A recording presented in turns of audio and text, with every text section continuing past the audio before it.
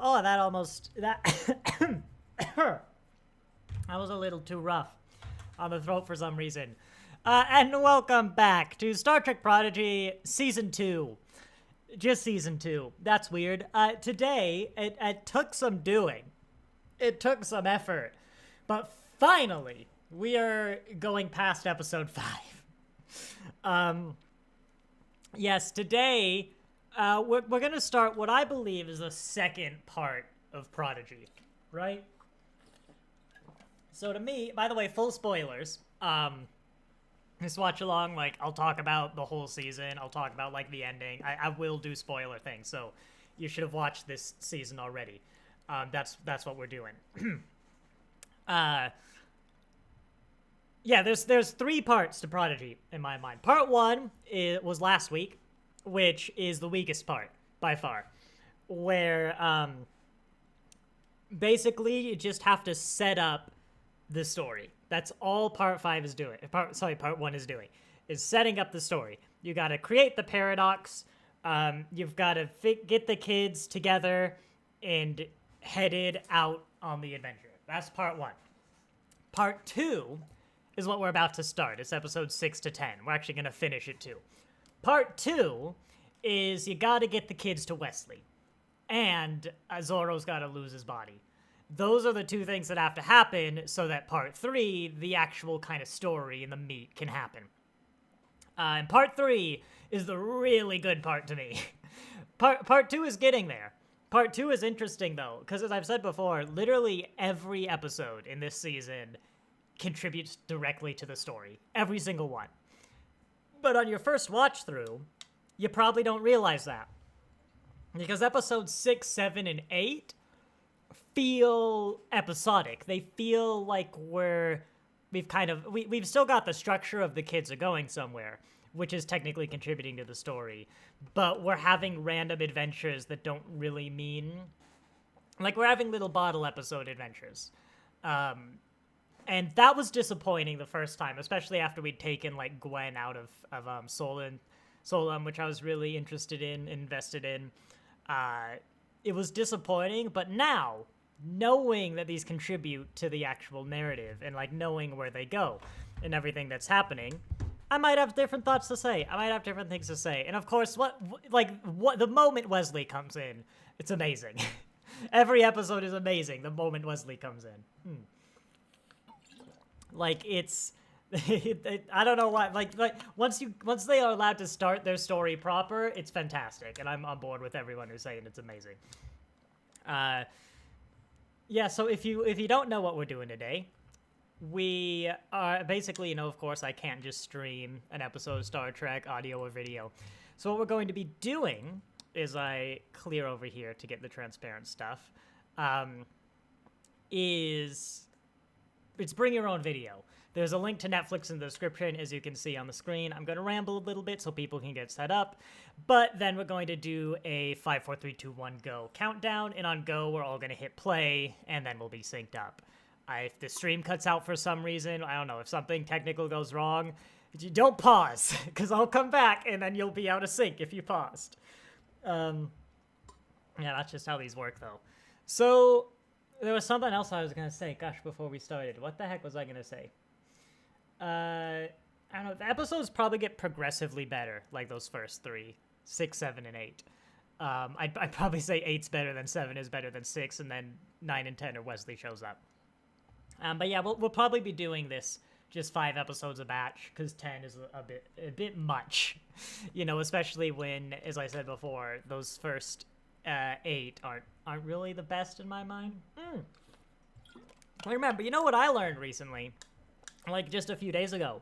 They almost got Chris Pine in to play Kirk. Like, the Kelvin Universe Kirk for Prodigy. Cracked Mirror, or whatever it is, where they go to all the different universes. They were gonna have the JJ-verse. And, like, a JJ Voyager A. And they were gonna meet Chris Pine's Kirk. And apparently, he was actually gonna, like, team up with him. There was gonna be a 2-episode mini-arc with Chris Pine's Kirk. And they didn't do it because it just kind of would have bloated the story. As I said, all 20 episodes already can directly contribute. Having Chris Pine for, like, that many episodes would have gotten in the way. I think you probably could have got him for Cracked Mirror, but maybe he's expensive, I guess, for a little cameo. But I was like, wow, who would have thought? Like, dang. That also could have actually explained, because after Prodigy, we're aware of the Kelvin universe, right? I guess Wesley mentions it. No, Wesley mentions it in this one. In fact, wait, Spock hasn't actually gone back in time to create the Kelvin universe yet. There's a fun little factoid. So the Kelvin universe exists next to the Prime timeline, even though it hasn't been created yet. I would like to further put this forth as evidence, albeit somewhat shaky, that the Kelvin universe always existed as an independent entity, and it wasn't Spock going back in time that created it. Hot take, mic drop. I know, we'll get there. Yeah. The reboot movies are gonna be a fun watch along. They actually probably will, to be honest.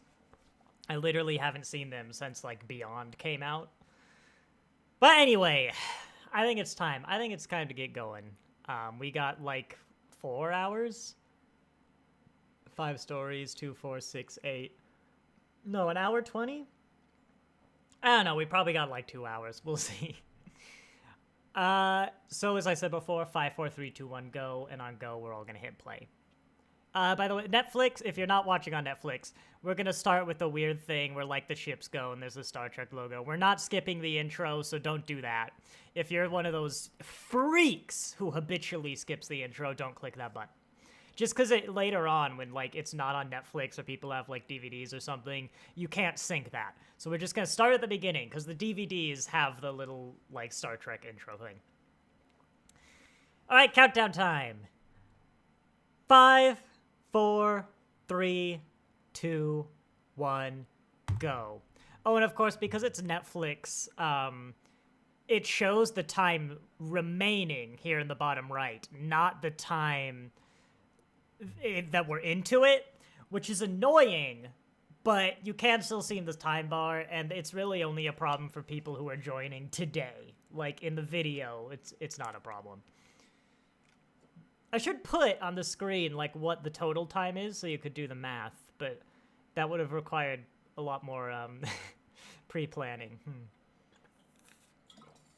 Maybe I'll do that next time. I'll get a notepad document down there at the bottom. Boom, boom, boom, boom. Oh, and depending on how I'm feeling, we might have brief breaks in between the episodes. Like, I'm gonna need to refill this water bottle probably after this one. Boom, boom. Still don't have the Protostar, not the Prodigy. I got my final Eagle Moss Starship delivery today. I'm missing like 4, technically, from like everything they've produced. But I got the Kittimer. That arrived today. And it's just sitting on my desk, because it literally arrived just before the stream. Do we want to do a blind unboxing where you can't see it? And you can't buy this ship unless you go on, like, the secondhand market. Oh, yep, the nacelle's broken. I thought I heard that. Eagle Moss. I will probably be doing the fan home ships, by the way, but, you know, technically, it's not Eagle Moss, even though it really is. Yeah, that nacelle just pops back on. Yep. And then I bent it. That's a nice ship. I legitimately bent a plastic piece. Oh, well, the intro's done. Now I have to actually pay attention, but that's a nice ship. Oh, yeah, I'll give this episode credit, right? This had a, it had like a 2 hours ago intro that I didn't actually predict. Why? Like, obviously, we knew this was, misleading. You know, but I didn't guess that there were hologram duplicates that the kids were trying to track down.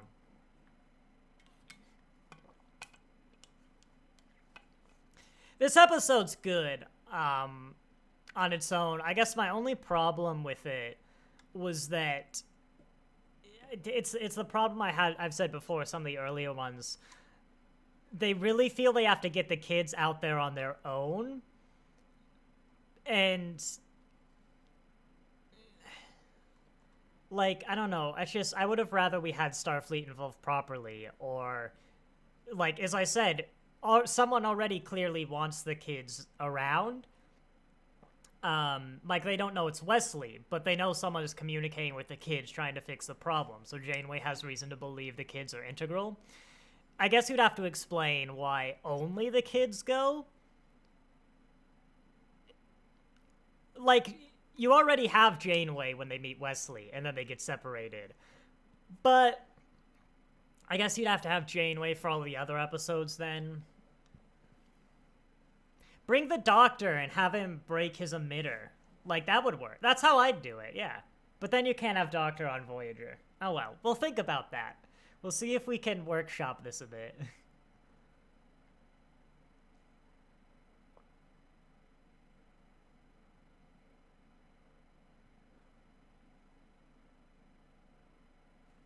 Thank you, Rok-Tahk.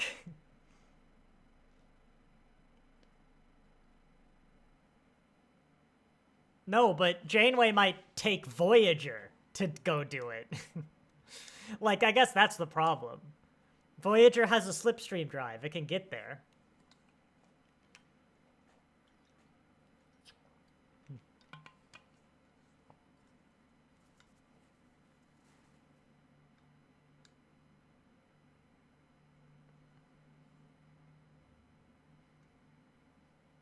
I do like that the idea comes from, the Doctor. Yeah, like when the Doctor was telling Zorro about his holo novel, he got this idea, and that's how they discover it. That is a good scene when we get up later. To the Doctor's like, this reminds me of my holo novel. Wait, no!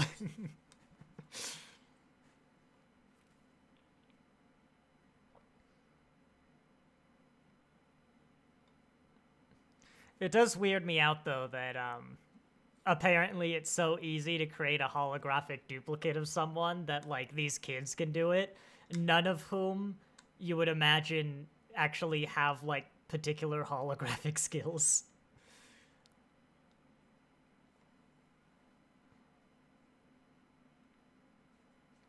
Like, you wrote it, it's not some scan, it's not some automated thing, it's arguably a bit of a nitpick, but it's not the only time it's come up in this universe. Oh, I love how he walks on the walls. I didn't see that last time.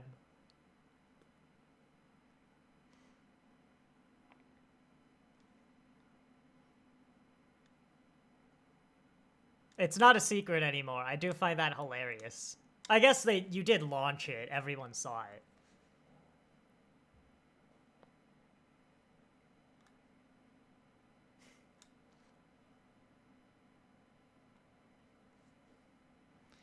Yeah, I never liked those kind of jokes, but whatever.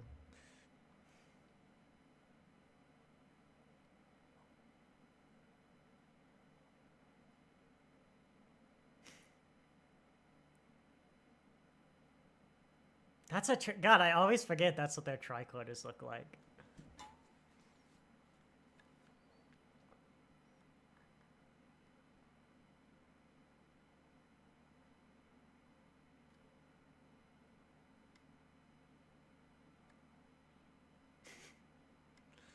That was why are you telling them this? Oh, I guess it is a public ceremony. Yeah. You kind of interpret it as that, like, yeah, you'll never lose it on the Infinity.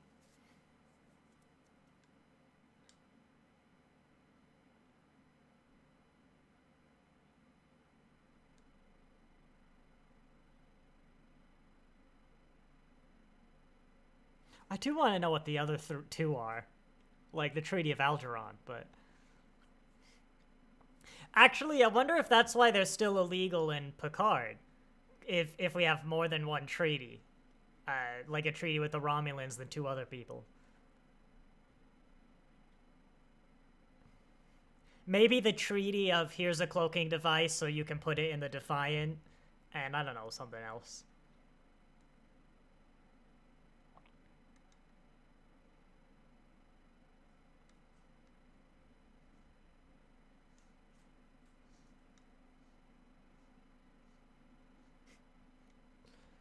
The amount of times they've been thwarted by loudly talking in the corridors, they're never gonna learn. Hey Cosmos, where you going? I got some pugs down here. They're looking around. What are you doing? I have to watch them because I have the Lego Eiffel Tower on the floor. And so, don't mark my Eiffel Tower.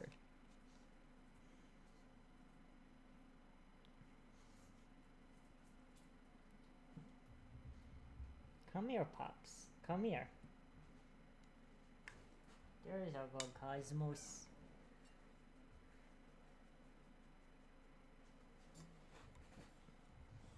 And now we get to the core of the episode.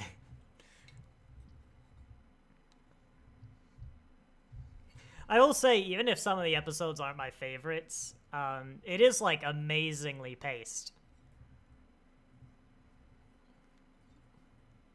20 episodes where every single one directly contributes to the story. Not even just like, oh, this is someone's personal journey, which we have, but they all directly contribute to the main story and move the plot forward.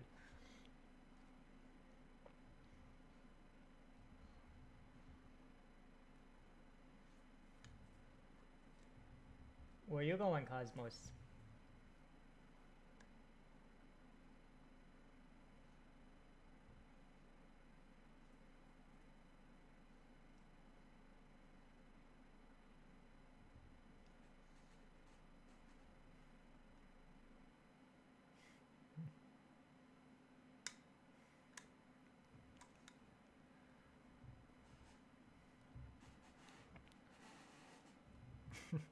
That sounds like the Doctor.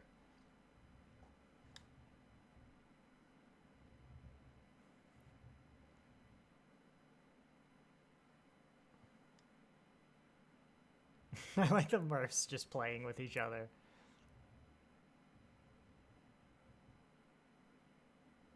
Appreciate that line.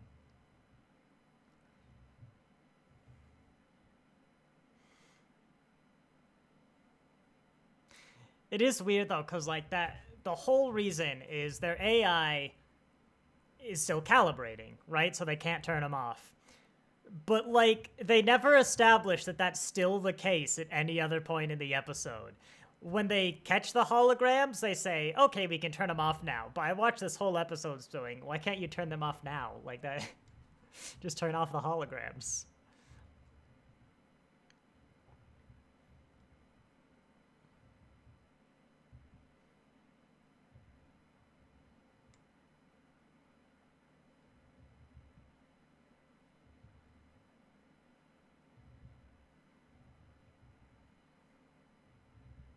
Well, I think they did predict it, because that's why you didn't go in the wormhole in the first place. But Janeway's great in this series. She really is.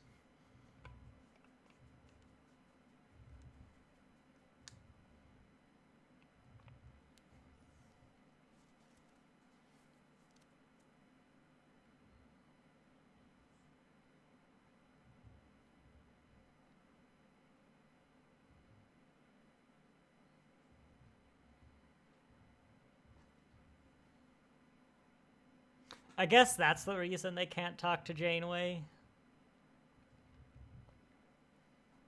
Because, like, she can't just decide to go take the ship. Fair, but, you know, they still didn't know that before they asked. Yeah.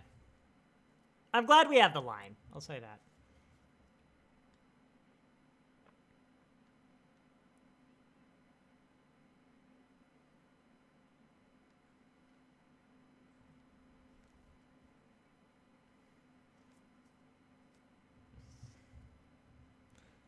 Good detail. I spent a lot of time thinking about, hang on, can you use this to sell Who's Who? But no.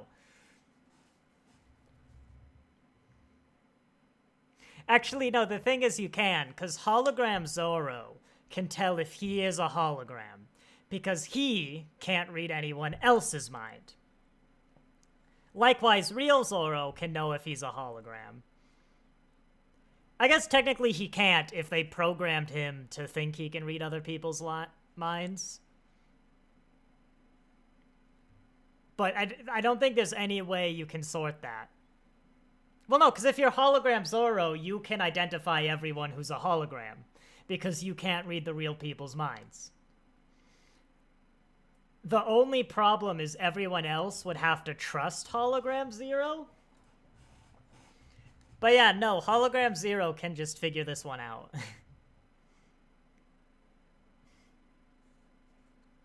And arguably real Zero.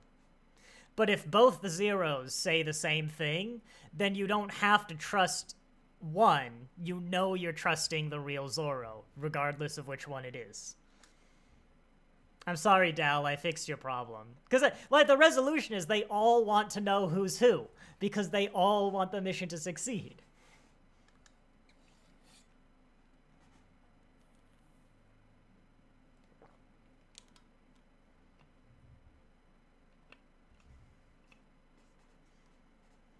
And yeah, this was the ending, but it is funny how they immediately all split up, and then assume they don't get mixed up. Like, why don't they all go together and get a ribbon or something, and then tie it around their wrists? Actually, no, that's how I would have written it, is everyone goes and gets, like, a ribbon or something so they can identify them. But because the holograms are so good, they also had the same plan, and they went to get the same ribbons, and then everyone gets jumbled up. Because that's funny.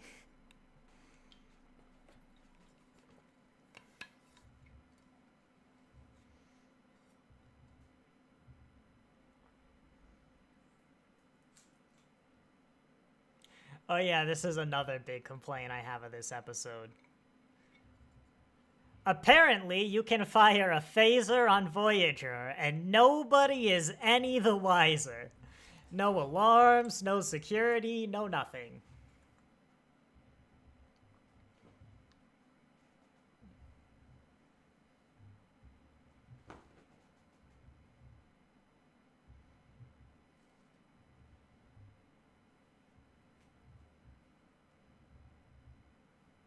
I was about to say, I might make that tune he was humming one of the operas he sings, but maybe that's like the whole small world syndrome I complain about. So I'm instead gonna praise them for not doing that.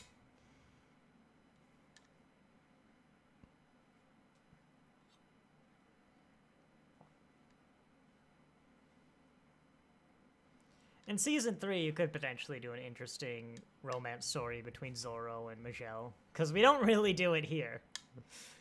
That's probably what it was, is like set up if they do a Season 3, but it's also not really missing if they don't do anything.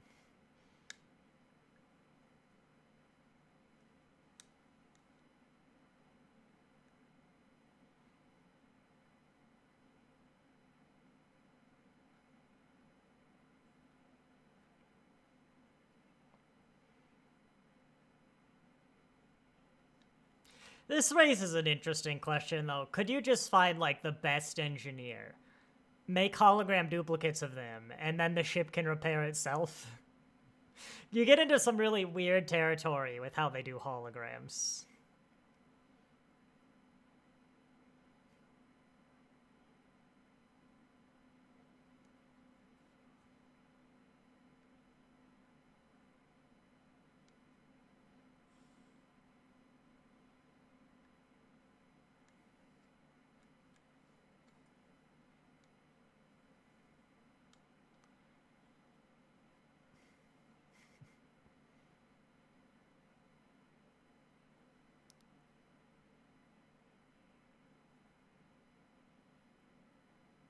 This poor guy, just like trying to reach out to the only other Tellarite we've seen on board.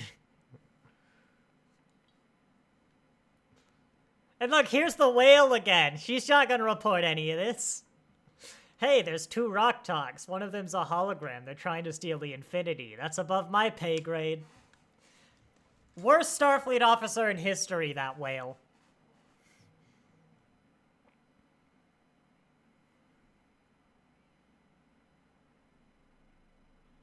Let's totally talk about this in the hallway.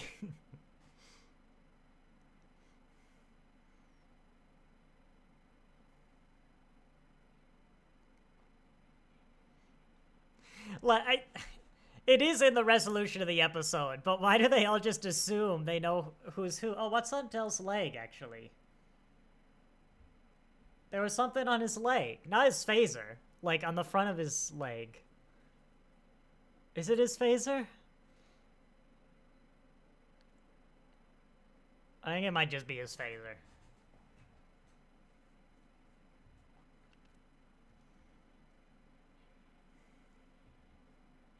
Wait, no, that's not how it went. Jankum said, "Who says you're Jankum's friend?"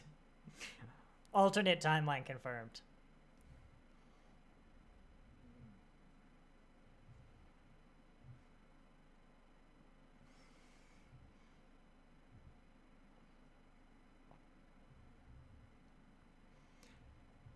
I think technically only one person fired a phaser, so if it was a holographic phaser, maybe the sensors don't register that, but...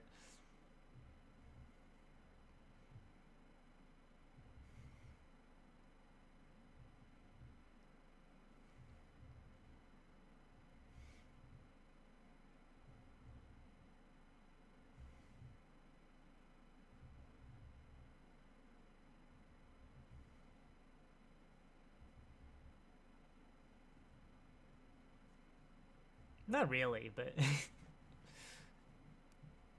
It literally requires one of you. So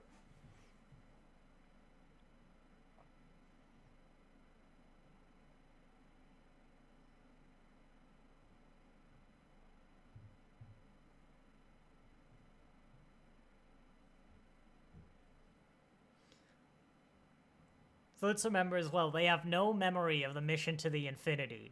But I'm pretty sure the holograms tell them about the mission later, so let's remember that.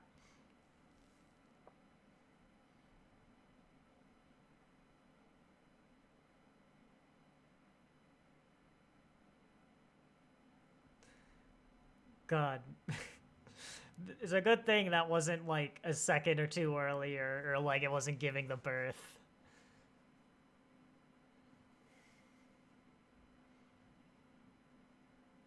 But also, that shows the Doctor is integrated with the ship, not using the emitter that's on his arm, so...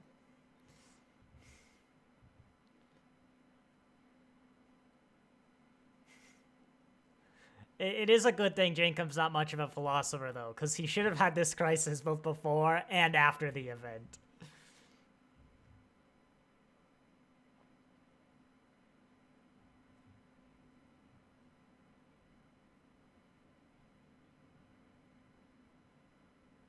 Tuvok, I understand. You are a Vulcan man. I don't think that's the song he just referenced, but I'll always remember Star Trek's Peak.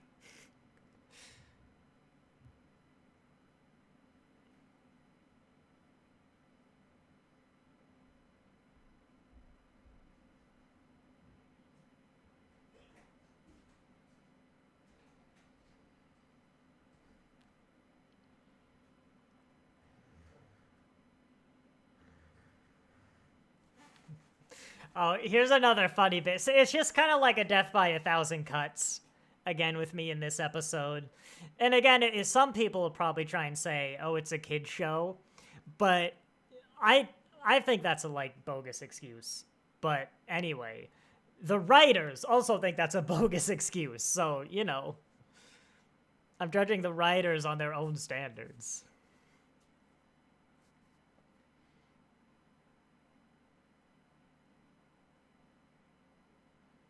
I do think, though, Prodigy does a fantastic job of showing why the adults respect the kids, but also give them so much leeway.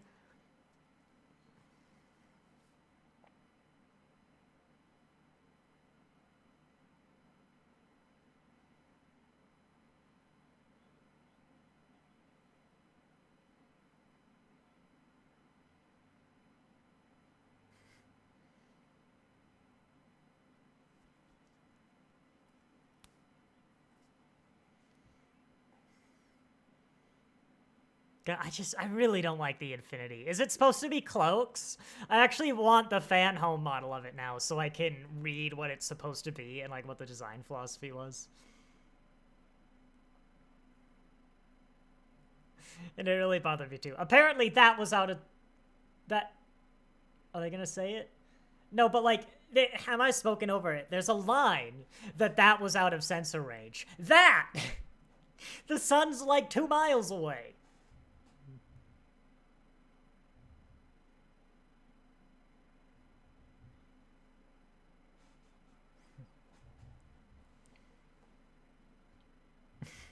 Not cetacean ops. That's a co-worker, Jankum.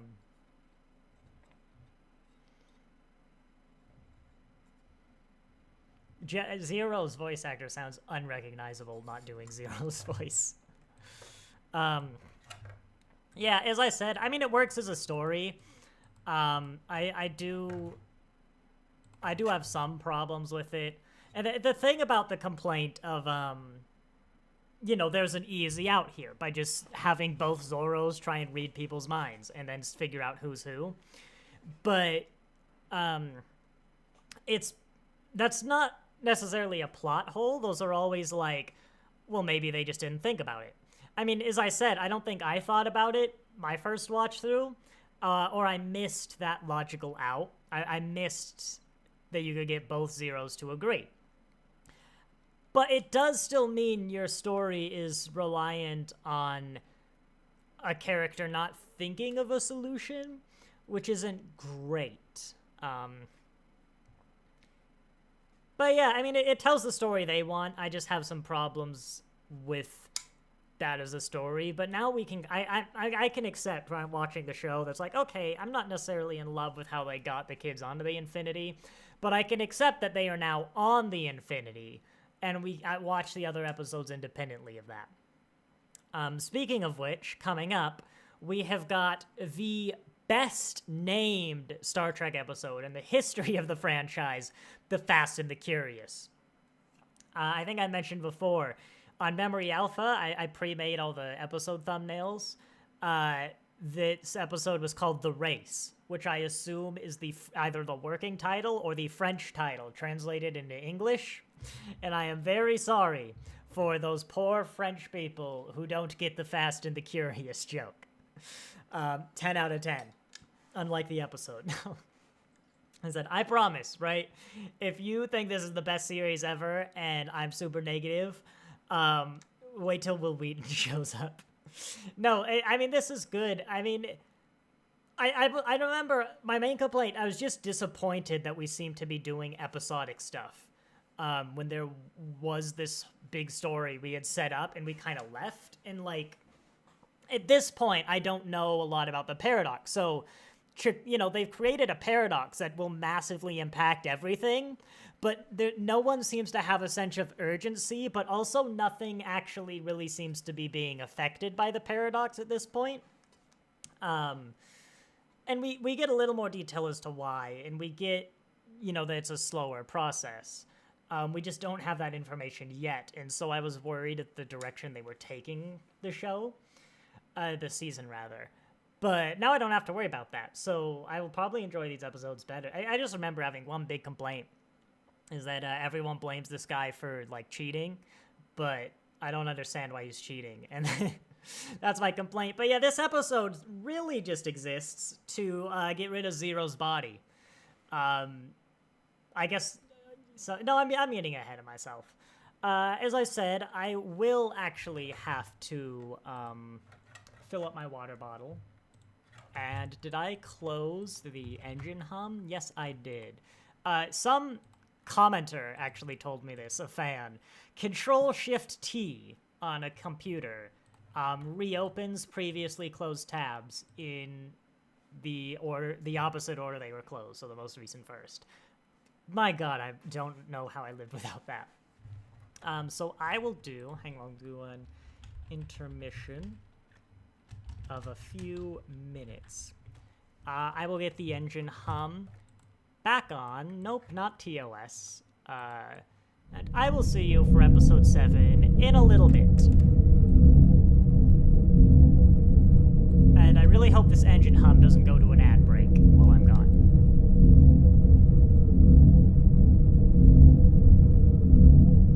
Actually, wait, hang on. I can do, How do I do this? Insert ad. There we go.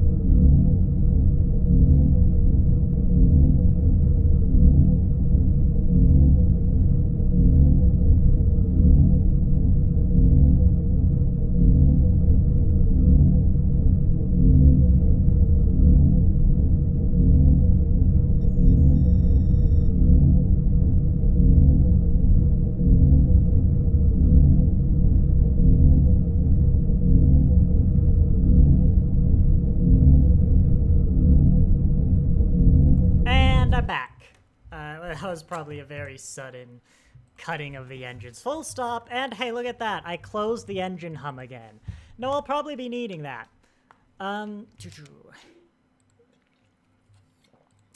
Episode 7. I'll probably just get into it. I already did some preamble stuff. Oh yeah, I remembered while I was gone. Episode 7 is the one where the geography, and I think more importantly, or as a consequence, the travel times really start to get confusing. And I complained about this a lot in season 1. With like how easy it was to get to the Delta Quadrant and how small the Star Trek universe felt with Prodigy. But it's something I want to start paying attention to more now. As I mentioned before, we had a slipstream drive. The wormhole is on the border of the Beta Quadrant.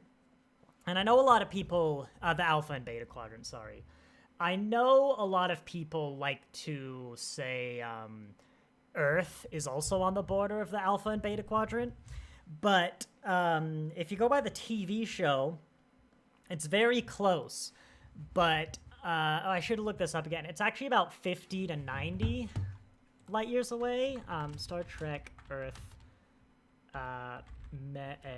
Memory Alpha. I'm confusing the Delphic Expanse and the Beta Quadrant border. One of them's 50 and one of them's 90, and I don't remember which. Just look Beta. If it's not on here, I'll give a quick. Yeah, so Earth's orbit, yada yada. Earth is located in the Alpha Quadrant, less than 90 light years from the boundary to the Beta Quadrant. This is from Broken Bow, 2 days and 2 nights from Enterprise and Star Trek Into Darkness production art. So yeah, we are 90 light years from the boundary of the Beta Quadrant. We got here, no real issue. It like Voyager A speeds, that's nothing. That's where the wormhole is. You know, it's at the Beta Quadrant. We're about to have to go to the Delta Quadrant. And we're going to have to go to the Delta Quadrant and back a few times. And sometimes it's going to take months. Other times, it's literally not going to be an issue. Like before, we got from Solum to Voyager A in the Infinity when they picked up Gwen. The travel time wasn't even worth mentioning. It was just like, yeah, this can happen. Memory Alpha cites Solum as being in the Delta Quadrant, so the Infinity can get to the Delta Quadrant and back, like fairly instantaneously. Welcome to the episode where it's going to take 63 days. And Voyager later follows them. Also through the worm. We'll get there. I just want to pay attention. I did the thing again where I forgot to do the countdown. Same as last time. 5, 4, 3, 2, 1, go. We're not skipping the intros, and we're watching all the intros. 5, 4. Hey, dude, lost time. 5, 4, 3, 2, 1, go. Sorry, I started counting down, and then I had to glance to see if I was actually on the play button or not, and then I wasn't looking at the timer, so I lost the count. Or the time.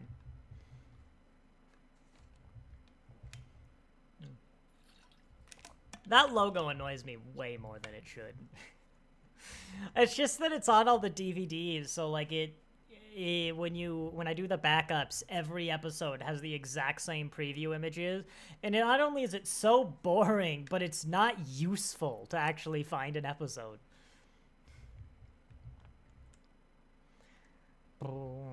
And yes, I can identify a lot of episodes off of like a random frame.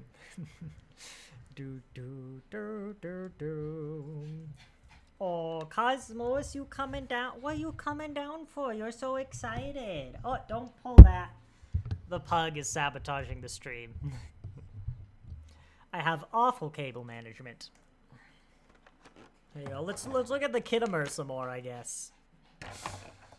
That model I got. Hi, Cosmos. That's right. We got a new pug. You want to come up here? What are you doing? He's very excited about something. Boom, boom, boom. Usually, because he's a pug, he just literally sleeps, like, all day. But, who knows?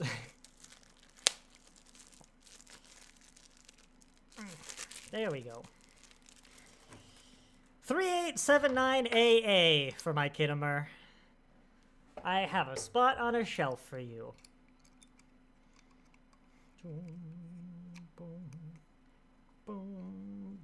That is a nice ship, actually. I do like it.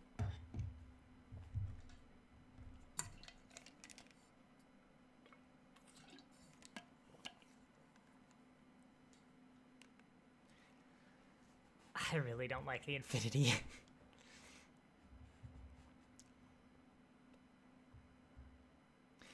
I mean, it's funny because I usually love basically the RV in space. Like the runabout, conceptually, those kind of ships, I love. And I love the like random trader person who's got like a cabin or just a tight ship. It's got everything you want. I love those. Oh. They're barking at the gate. Oh, that's why the pug's excited. Hi, Gummit. And the neighbors. What? Neighbors are using the sound device to try and dissuade them, but it's not working. It's just riling them up more. Okay. So we need to do something about it. Okay. Especially with Cupid's condition. Yeah, we'll look into it. My wife worded that very concerningly, but our other pup is pregnant, and that's the condition. They're not, like, dying.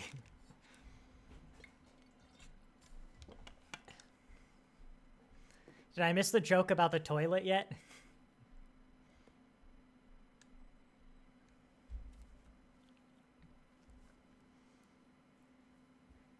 So for the record, I do think 61 days is like remarkably fast for a shuttle. Just close the little dog doors. I'm trying, but the dogs are faster than I am.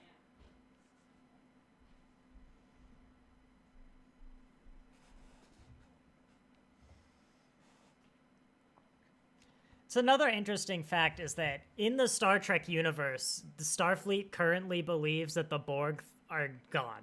They're not a threat. They're potentially even extinct. Because they found a hibernating Borg cube.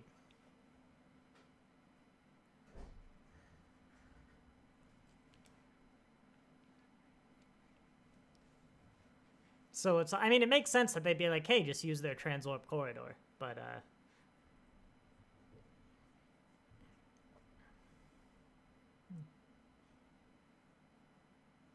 Also, does that mean there was a transwarp corridor exit, like, 100 light years from Earth in Endgame when they were trying to build a transwarp corridor gate to Earth. I haven't seen Endgame in a while, but like just the geography and the time is weird in this show.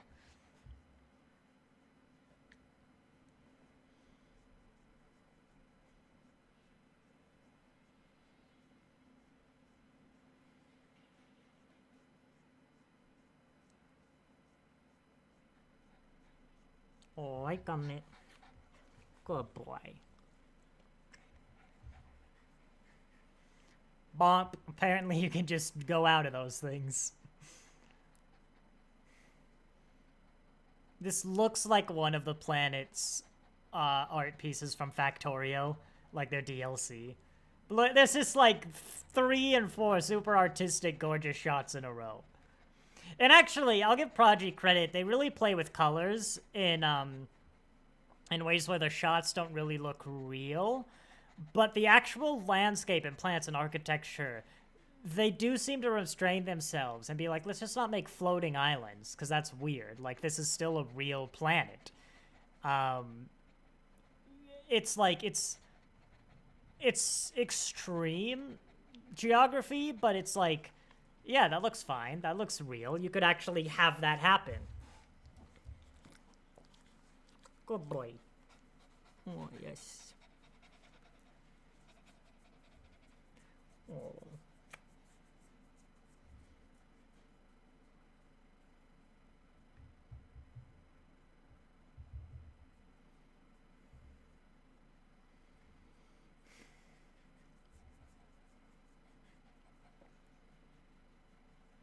So we're in the Delta Quadrant again.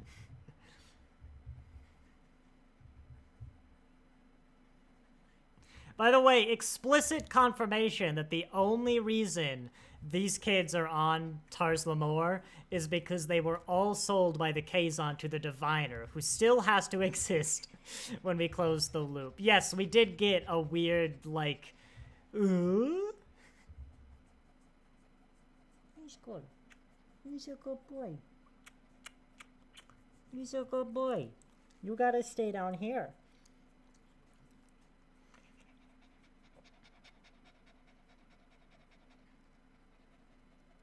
Not really, though. I mean, if you're going at sublight.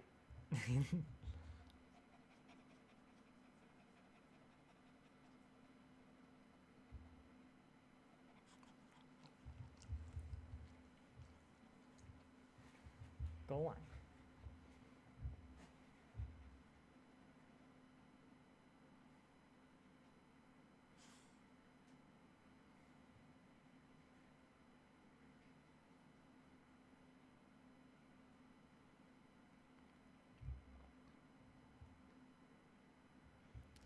He's having flashbacks to that time he was 7 of 9.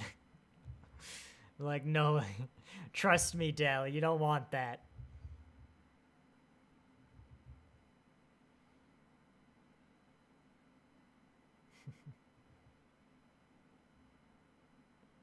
By the way, there's a Morn without hair you might not have noticed. They even do a joke about how he's a chatterbox in like one of the final episodes. Couldn't help themselves.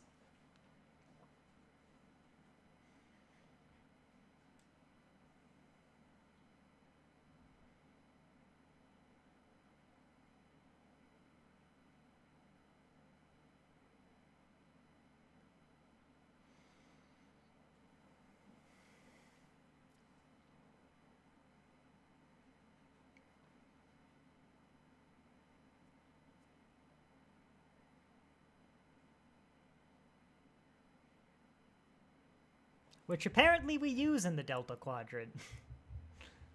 Well, I guess the universe has gotten a lot smaller since Voyager. You know, at this point, I actually kind of wonder, how is it that Voyager took so long to get home originally? Like, you could just go to the Delta Quadrant on a day trip now. Like, 2 months in a shuttle, that's amazing.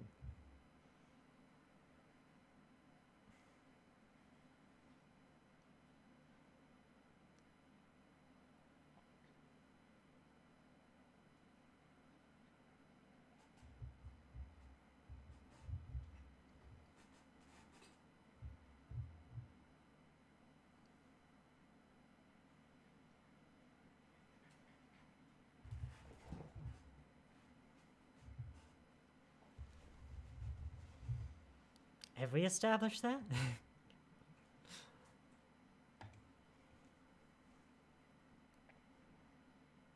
I think this is also another one of the episodes where I get strong vibes that the writers are a fan of other sci-fis. Like, I very much get Phantom Menace vibes, or the way they sit in the speeders is like a lot of the Star Wars ships. Like those little snow speeders on Hoth, where you have Luke and then like I think it's the gunner behind him, or like a more engineering kind person. A lot of the Star Wars ships work like that, with a pilot and then a support person who's facing behind them. Here's the next Eagle Moss specials.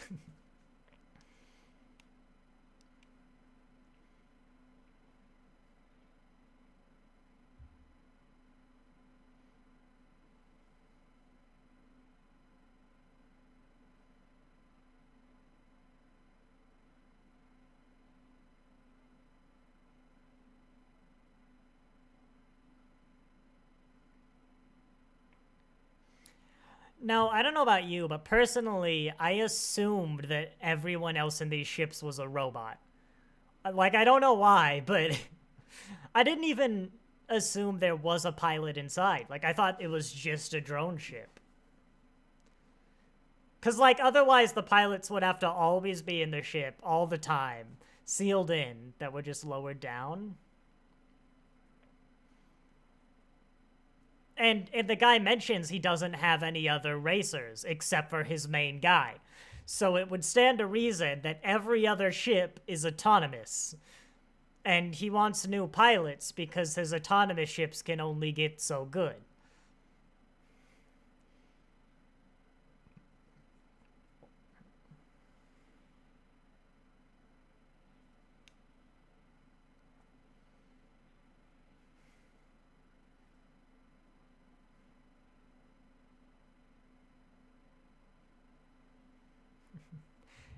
Is that set up? It's like, hey, you're gonna be the captain at the end of this season.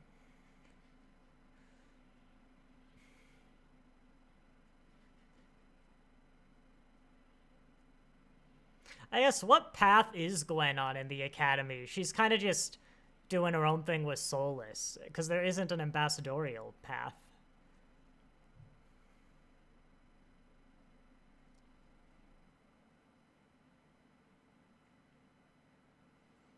So obviously there's like two minds at work here.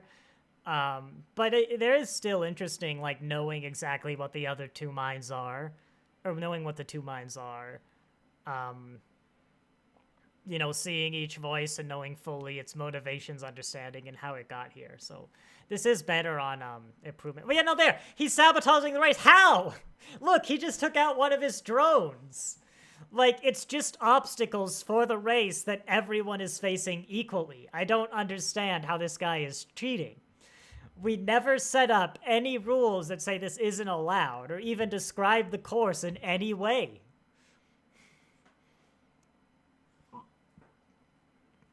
Like, why is...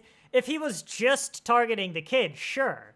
But, like, the computer's goal, we learn later, is to improve the pilot's skills and to train not only pilots, but its own algorithm. So it is also wanting to put obstacles in its own way.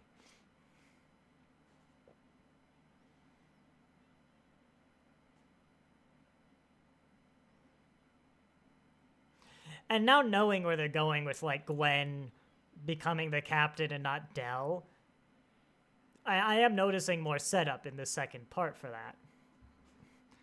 And more explicitly, like, okay, Del, now that you're in, like, a proper setting, you're not Captain Material.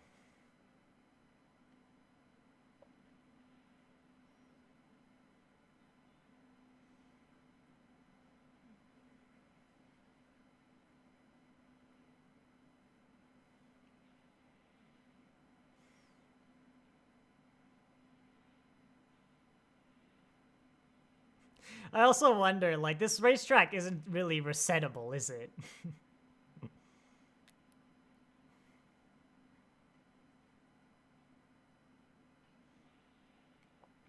Because, like, does someone go out there and fix all these rocks and stuff? Or is every rock mined?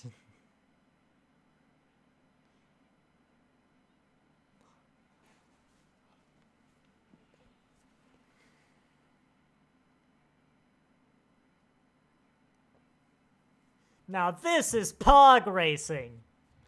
I don't know if I would have applauded or complained about that line, but now I wish it was in the show.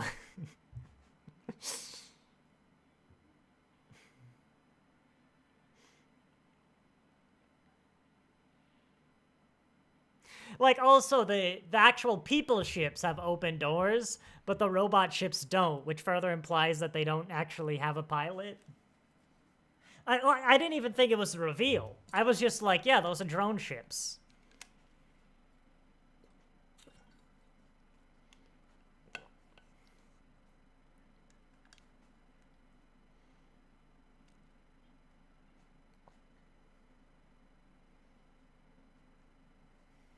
Wonder if Zero can read Kazon minds, because otherwise he would realize none of the people... Well, I guess they could not be Kazon, but be like another alien he can't read.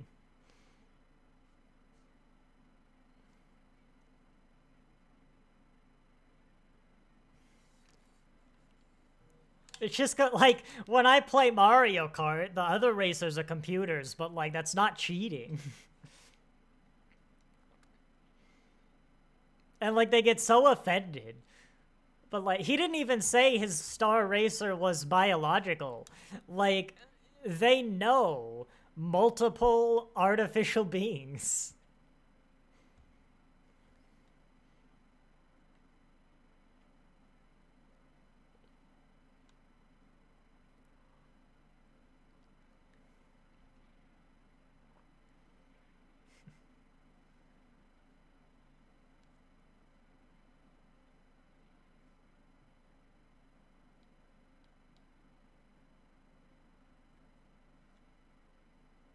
You know, I am disappointed that the Kazon don't have, like, random bits of, like, stuff in their hair. That was a core part of their identity. A lot of people really hate the Kazon and, like, their design. I don't understand it. I'm like, yeah, they're fine. I mean, they're not the best villains, but I don't understand what's wrong with them. And I think their aesthetic suits their function. Like, it with what they do, it makes sense that they look like that, and they're kind of real messy with knotted hair with a bunch of, like, stuff in it.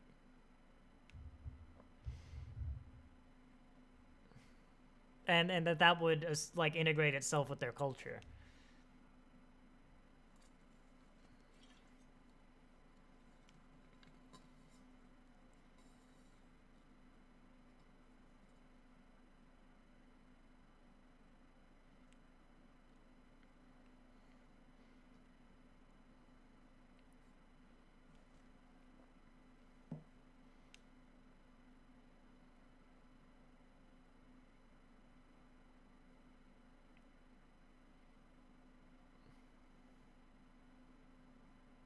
How long do you think they let that go?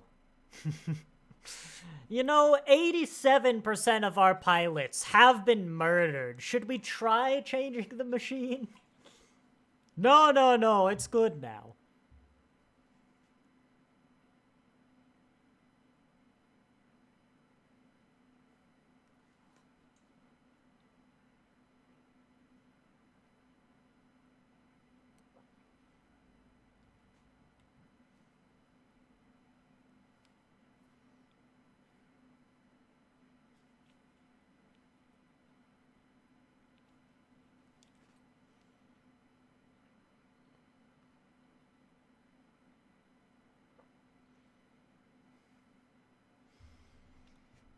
People just need to stop making sentient devices when they don't need to be.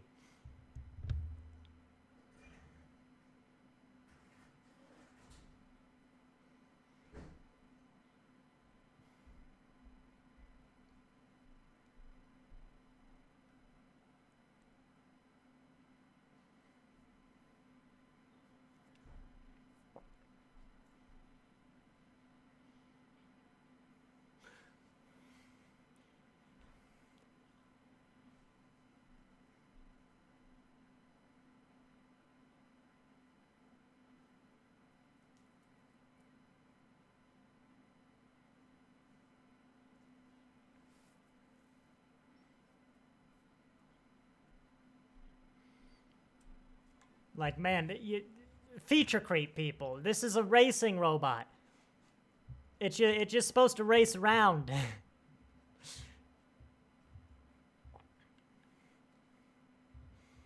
You could argue for why that should be sentient. But still.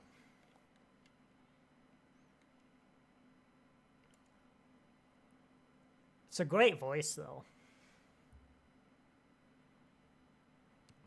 I do find that kind of funny. My faith in them is not limited. By which, of course, I mean my faith in the power of my thrusters. Like, it's kind of a teamwork makes the dream work moral, but actually it was just some thrusters. Well, as I said, these are good. These are better than the first 5, but there's still just a few little problems here and there, and their episodic self-contained nature wasn't really vibing. But Will Wheaton's on his way. I suppose it's worth mentioning, I've seen a lot of stuff that's like, I can't believe Prodigy made me like Will Wheaton. I actually did like Wesley, or rather, not Will Wheaton, Wesley, of course. It wasn't rigged! Like, you probably actually could have won. But, no, yeah, I liked Wesley. I think I was a little older than Wesley when I started TNG. But I'm the opposite of most people, where I actually stopped liking Wesley when everyone else started liking him at the first duty. I mean, the first duty is a good story. It just really does not feel like Wesley is actually should be a character in it. I'm like, how is this Wesley? Especially when Wesley was kind of so much, like I could identify them so much with how they were and how they behaved and how they saw the world and their responsibilities. I'm like, how is this Wesley? And it like instantly killed any relation I had with the character. And I didn't like him really after that. I never really liked the direction of his story either after the first duty. Like, he works here and this stuff is doing good, but I never liked the whole, you know what, screw Starfleet kind of vibe. And the disillusionment, like, I don't know, maybe it'll be better watching it now older with my wife, but and you could argue it's boring to have him just become a Starfleet officer, but like, that's not the problem though. I love Jake's arc. I almost said Nog. Nog is actually become a Starfleet officer, but like, Jake's arc is good. Jake Sisko. But also, were the magic, like, scavengers from Doctor Who actually fooled by a hologram? Do they not sense Gwen? Isn't that what we learn later? I guess technically the hologram Gwen's existence is based off of real Gwen existing. Go back. I love, by the way, that Netflix knows to skip that generic Star Trek intro, but start with the Prodigy intro. We just can't do that. Yeah, I mean, let's just continue. I think episode 8, is there in beauty no truth? Of course, a reference to the TOS episode. I think this had a different name. I don't remember though in French. No, I think this one was always that. So obviously, I was like, this will be something with the Medusans. Again, it's just the little things. This one is good, but it entirely relies on no one ever asking any questions about this miracle procedure that was conveniently placed immediately after the crew needed it, which we will get into. As I said, I'll comment on it as it happens. But this is definitely the best one of the 8 before. Before we get to Wesley, this is the best one. They're increasing in quality. Countdown is always 5, 4, 3, 2, 1, go, and then on go we all hit play. 5, 4, 3, 2, 1, go. Good, that did hit play.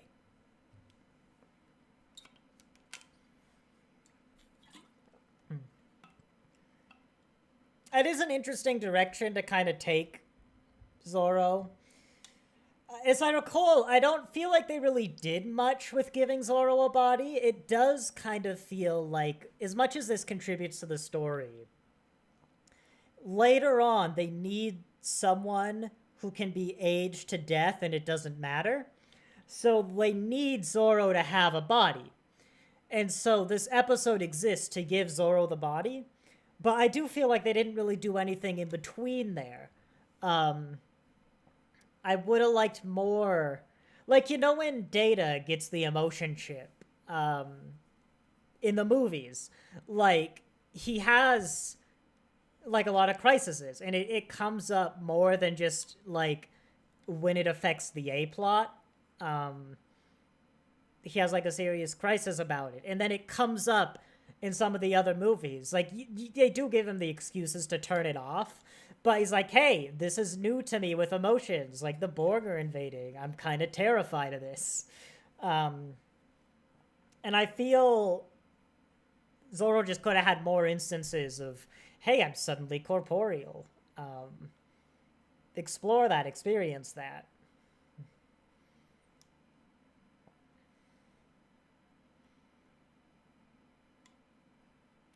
Thinking about it more, actually, Del has a character arc. Zoro, I've just discussed, the body is his character thing. I don't know if any of the other characters really grow or develop, which is fine. Like, it's got enough of a good actual plot to carry it, and I enjoy the characters. But it is interesting that kind of from the start of the mission, most of the characters are where they will be at the end. Like, character-wise, at least.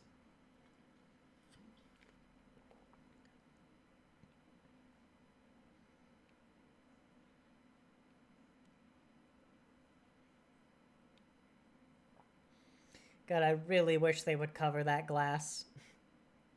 Like, when the consequences of seeing Zoro are so high. Some tape, you know? Why does the Infinity have bunk beds? Like, this was designed for a specific mission where afterwards they destroy it. But they decided it needed bunk beds. And, like, it needed to go to the Delta Quadrant instantly, but also in 2 months, depending on the situation.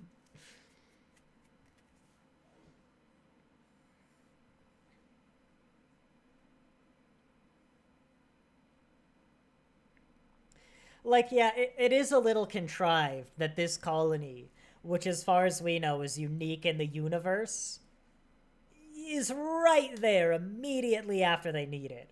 And it is because you can't have Zoro out of action for so long. But yes, this episode is contrived.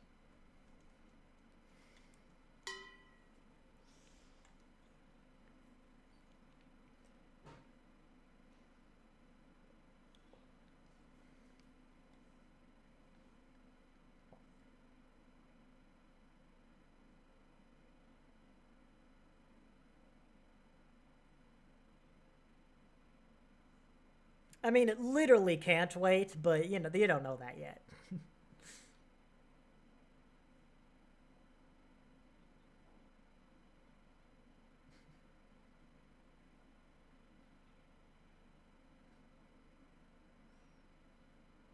All these planets look like Factorio's planet art. They really give him a Google. Factorio Space Age. Planets. That tree there is like the one weird thing. But yeah, other than that, this landscape could exist. It's feasible, yet still alien, and that's what they should be.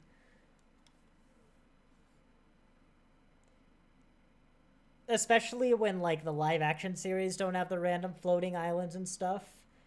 It becomes really hard to justify why planets look totally different animated. It doesn't make it feel like one universe.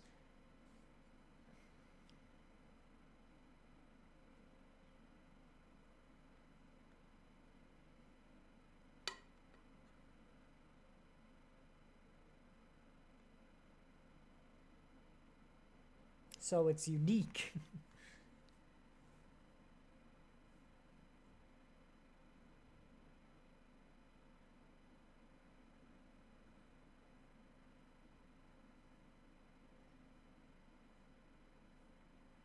Oh yeah, not only is it massively contrived they get here, but they get here on like the one annual event that is the biggest event on this planet.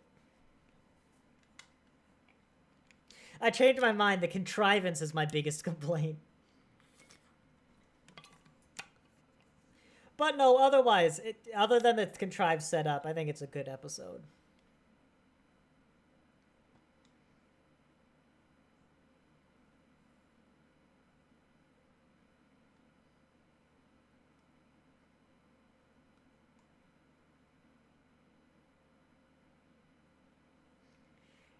You could probably study that and, like, use it to make the bodies.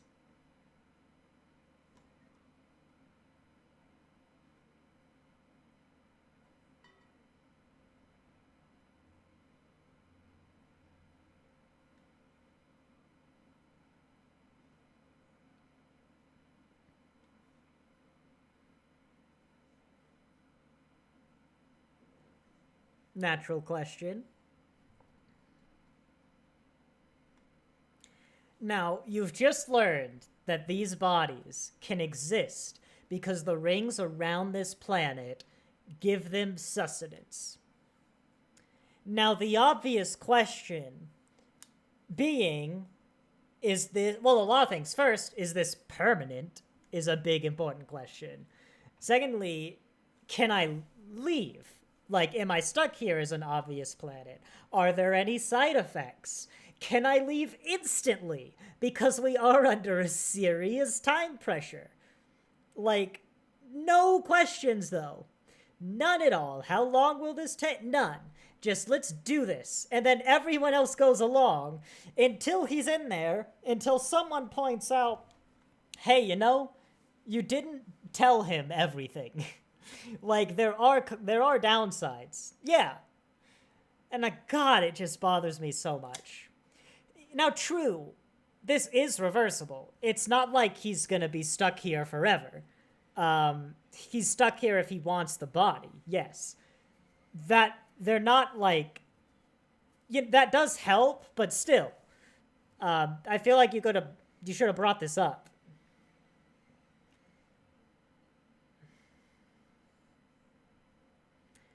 It really is disappointing that Glenn doesn't talk like Murph. Or, sorry, other way around. Murph doesn't talk like Glenn. And of course, the reason is it would ruin the, the ploy. But, maybe write your plot tighter then. That was really aggressive. But yeah, like, something is happening because the plot needs it to is a problem.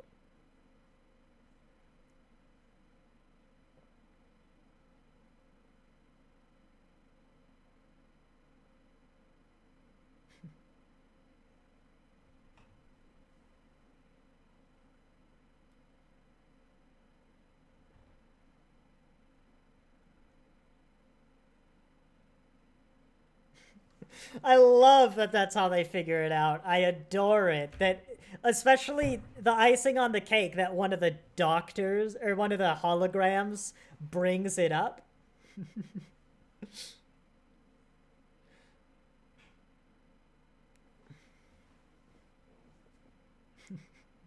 The doctor is so good in Voyager 2. Like, I do remember in Voyager, he's not this arrogant, pompous, whatever you want to call it, but it's definitely a part of his character, and a strong part.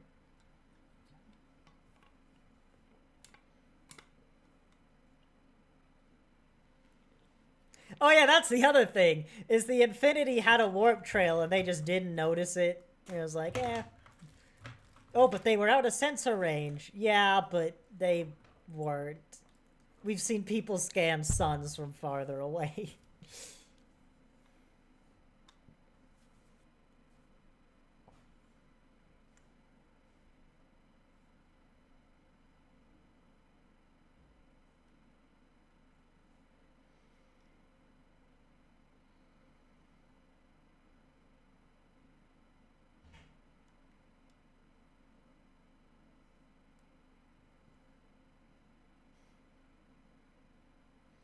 Now remember, let's definitely make sure no one's around when the new guy wakes up. Yeah, alright, sounds good.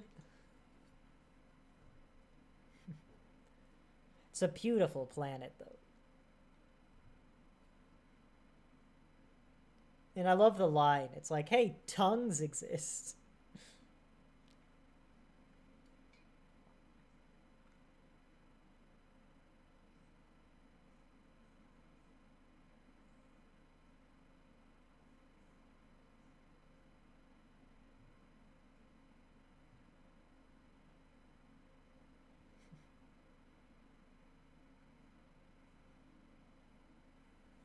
I think this episode works a lot better just because you have, you get to explore the characters and have a lot of great character moments, which are all the best parts of the previous 7 episodes. Or like when they let Janeway and the Doctor and stuff explore the relationship with Chakotay and how she feels with Chakotay being gone and that she's failing to rescue him. And I think this is just the first time we get this for the main cast. Here, let me turn myself up a little bit. Is that better? Yeah, that looks better.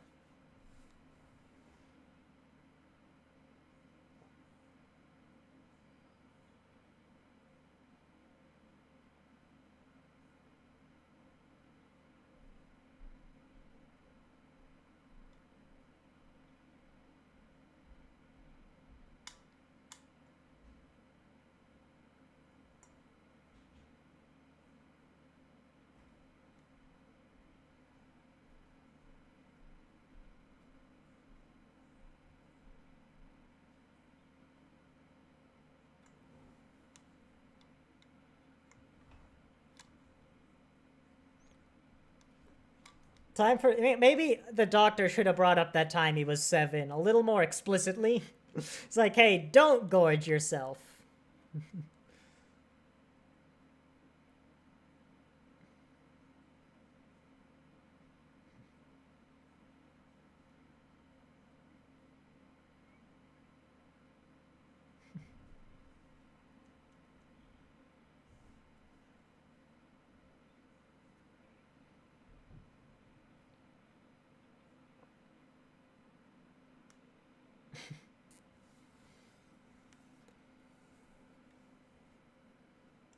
I can't remember if they bring it up, but it would have been a nice tie back if you had that Medusan colony that Zero's originally from beyond the planet. Maybe it would have made things a bit too busy, but we do know they were in the area. Or even if the colony were the people who set this up, like that'd be a fun tie-in, I think.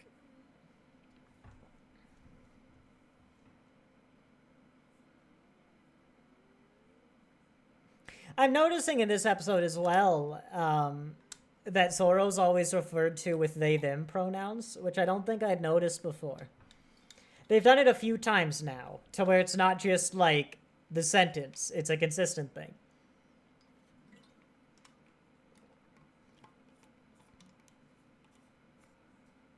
Starving, but I will only eat this tiny, tiny salad.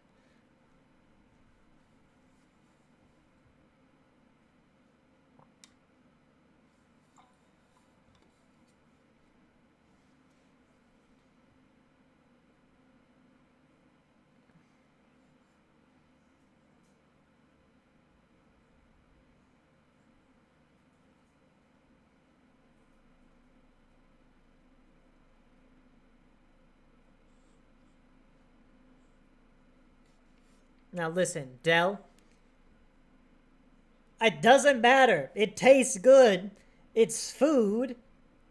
Like, I say this as a vegan as well, where, a lot of vegans are kind of like disgusted by the concept of like meat or stuff like that. It's like, well, no. It's like, this is a prepared food that isn't dangerous for you and our bodies can take and it tastes good. Like, that's fine. That's the worst part about being a vegan who likes to travel a lot too now, is I can no longer just try whatever the heck I see because it probably has like meat, especially the more unusual food.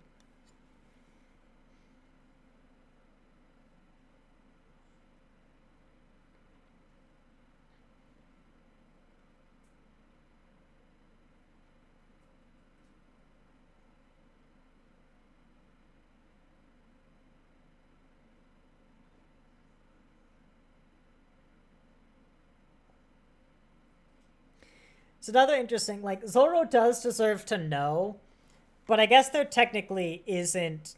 Oh yeah, no, it is dangerous to start the running. I guess that's what they're trying to warn him of, yeah. Because there's no... Like, he can still choose to leave. It's not like he's stuck here forever. But yeah, no, they're trying to warn him. Now, when the running starts, it is still good to know, but...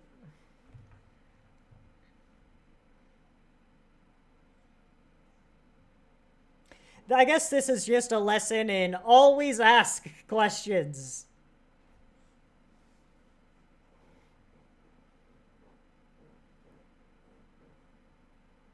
Like, why is it everybody knows except Zero?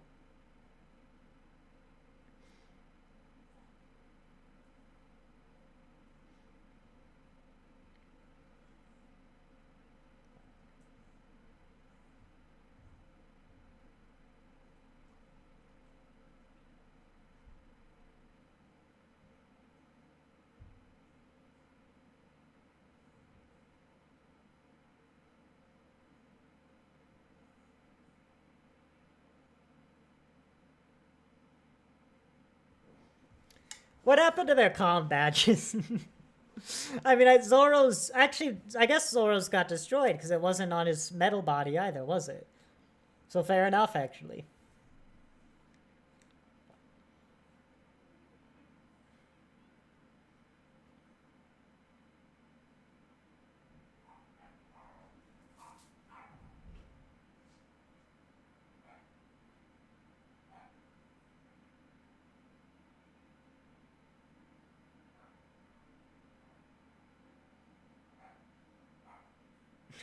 That is terrifying. So, you know, well done. But,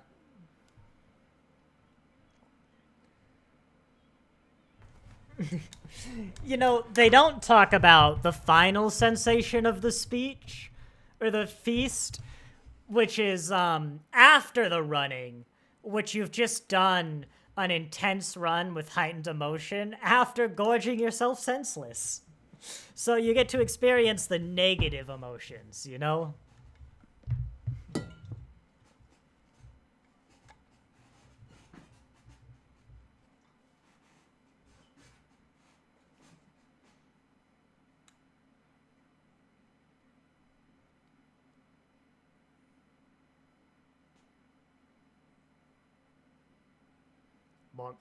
It's just hollow and empty. That thing is terrifying.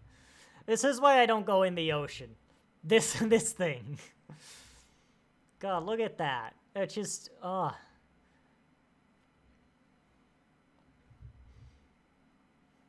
often think about how lucky we are that most things larger than a human went extinct. And usually they went extinct because of humans, and that's no accident.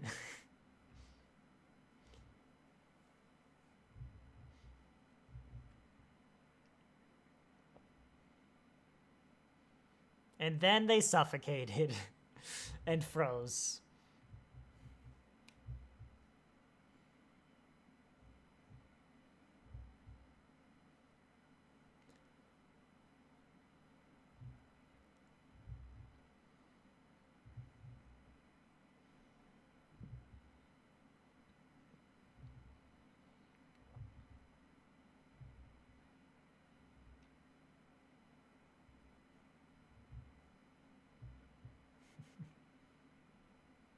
Why climb on top of it? Why not jump on? Okay, fair enough.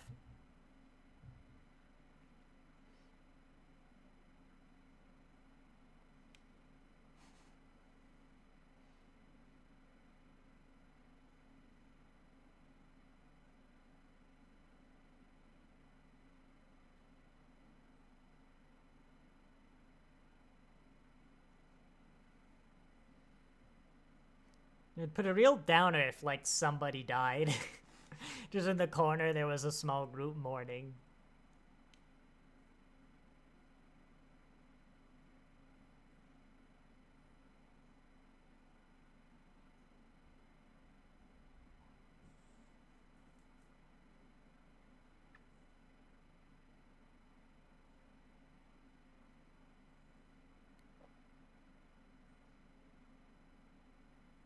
I mean, no, he didn't. He's like, you know, yeah, I will experience it and then figure out if I want to leave or not. Like, there wasn't much of a reason to hide it, you know?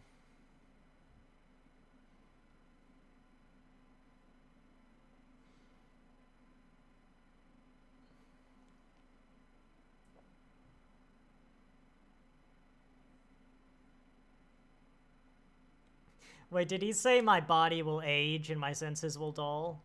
Or deteriorate? Was there a bit of foreshadowing?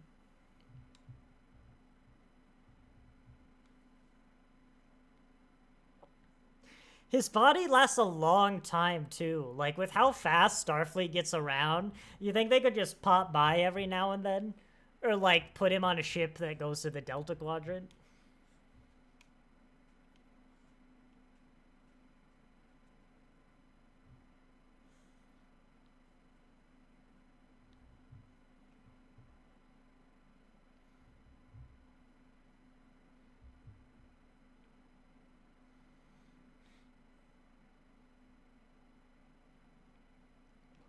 Which is interesting, for a lot of reasons. Like, for one, they froze time, so why are 8 minutes missing? For another, the sequence didn't last 8 minutes.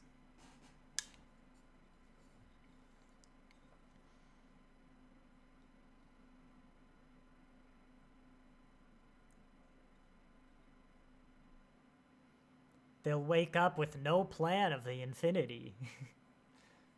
No knowledge of the plan.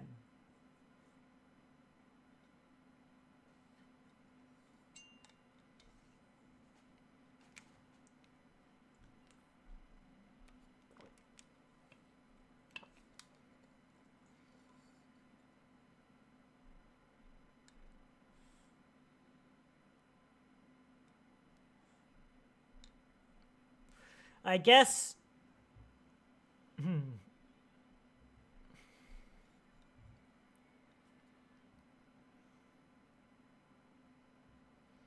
I was gonna say, I guess, if they need to capture Gwen, they can't freeze the ship. Well, no, because if time is frozen, Gwen can't disappear. Like, even if the ship isn't running, time is frozen. I don't get that part. But hey, guess what? We're past the point of me not understanding a minor thing and nitpicking it, because Wesley's about to show up. That's right. Episodes 9 and 10. As I've said, I'll just get back to this. This is where it gets good for me. This is where we finally kick it into high gear. We can start telling the story. I mean, you needed a lot of this other stuff to get to this point. Sorry. Maybe you could have cut some of it out.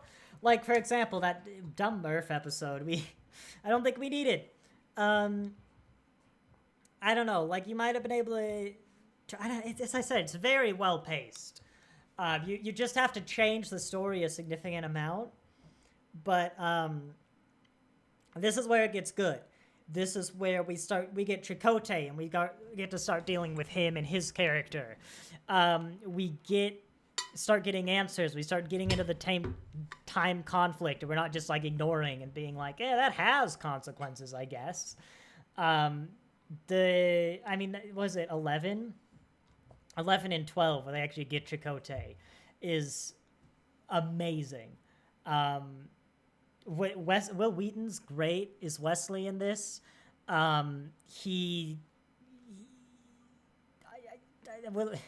We'll get into him, but he just gets more of that, like, he recaptures more of, like, Wesley's energy and personality from before the first duty, and actually clearly doing stuff he loves. It makes the whole Traveler thing and the Wesley thing actually helps it make more sense and give it some concrete answers. Let's just get into it because it is fantastic. Let's get into it. I think I have enough water. So again, as always, a 5, 4, 3, 2, 1, go countdown, and on go, we all hit play. Let me adjust the mic again. 5, 4, 3, 2, 1, go. As a reminder, after episode 10, I think we'll be done for the day. We'll do like a month of 5-episode batches. And tomorrow we got Doctor Who with Caden. We get to start the 10th Doctor finally. Might be a little intermittent. Well, it will be a little intermittent in January because of some things, but I think we'll get 2 episodes this month. In fact, next week, we're not doing any live streams, so no Prodigy either because I am busy.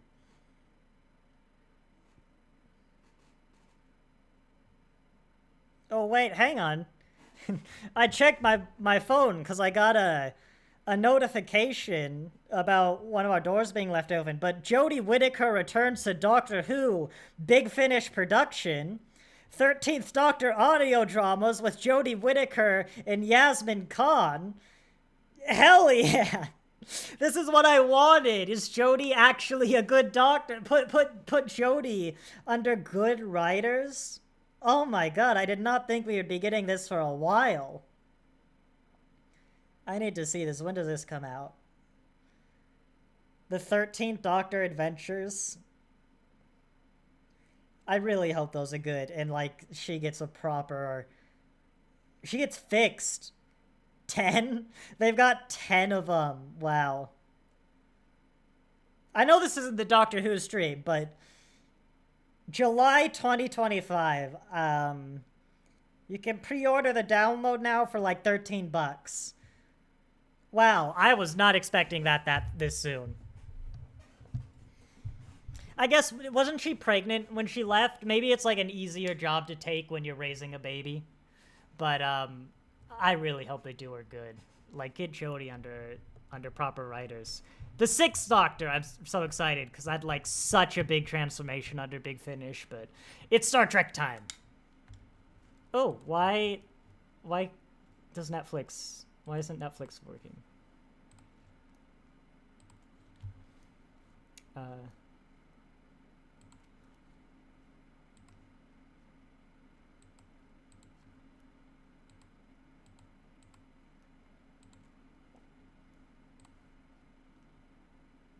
Oh, there we go. Yeah, we got the filter now. In OBS, you can see the episode. Cool. I was trying to fix that, but it's working now.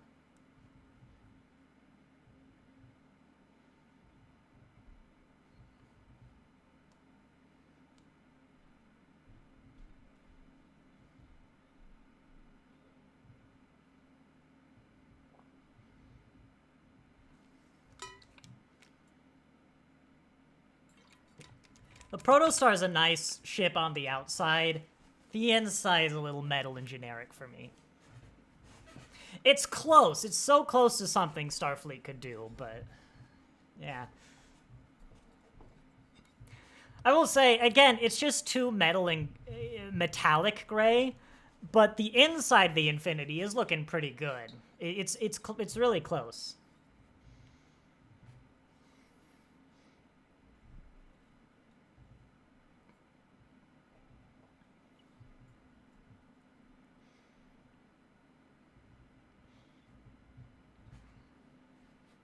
Weren't Chakotay's message, wasn't it just like, the whole nebula? Did they actually get exact coordinates?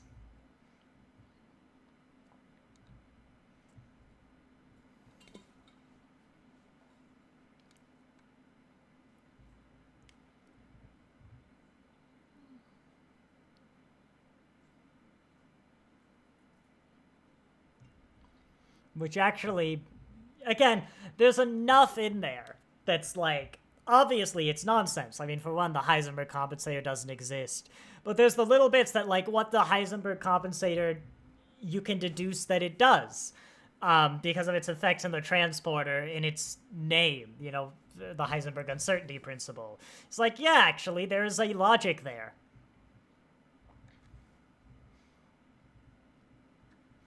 And that's the difference between good technobabble and bad technobabble.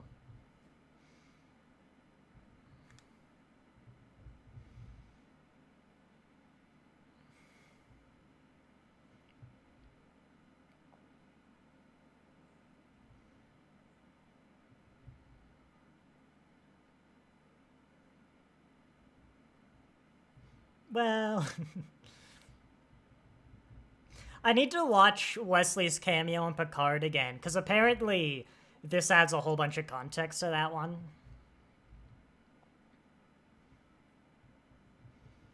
Like when he recruits Dodge or Soji, I don't remember which one. Like he's basically kind of this recontextualizes things into him rebuilding the Travelers.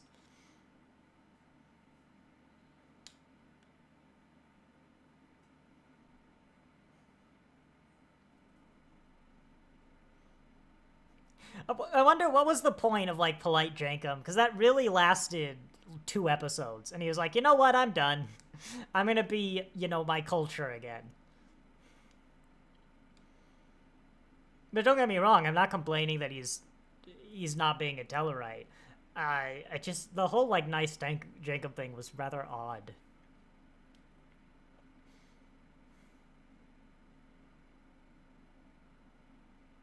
Was that the Traveler? It didn't sound like how he talked in the original, but maybe they recast it, or they got the original voice actor or recast him. I'm curious to look into that, because I didn't recognize the line last time.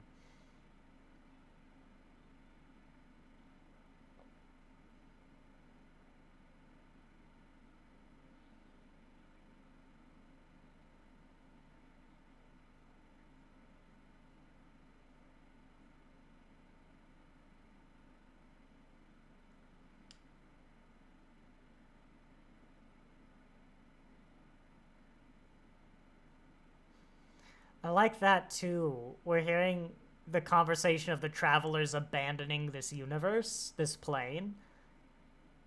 So now we're getting into the good stuff.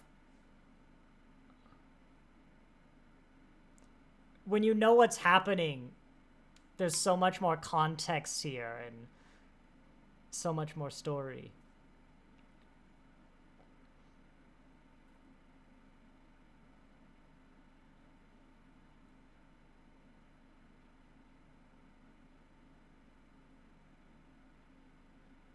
Is that Gary Seven's vault? I don't think so. No. Gary's vault was much smaller.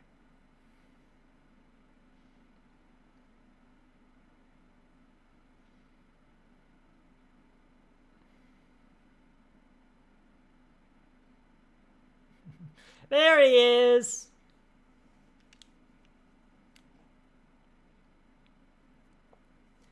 I am really warming up to the Voyager A.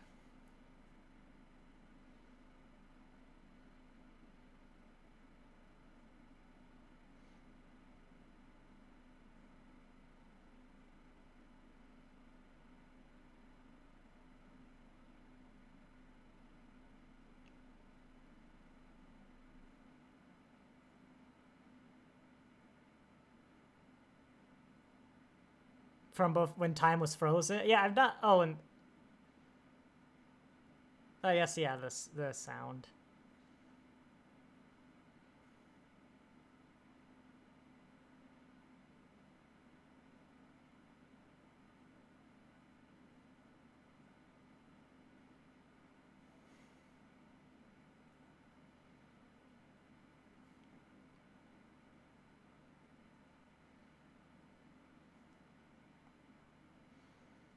Janeway's allowed to dislike it, but not to fail to understand it.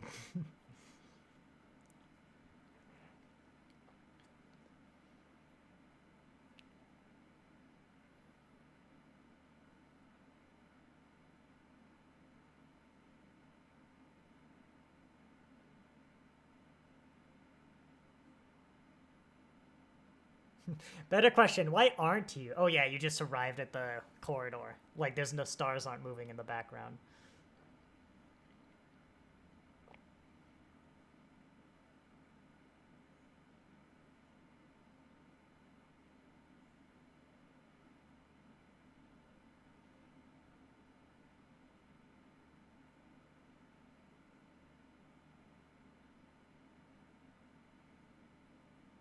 Your shirt's not tucked in, Admiral. No one's shirt is tucked in.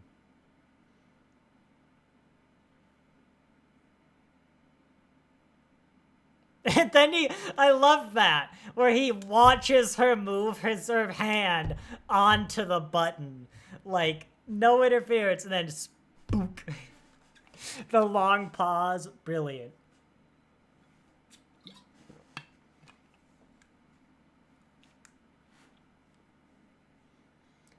Which is interesting, because it implies...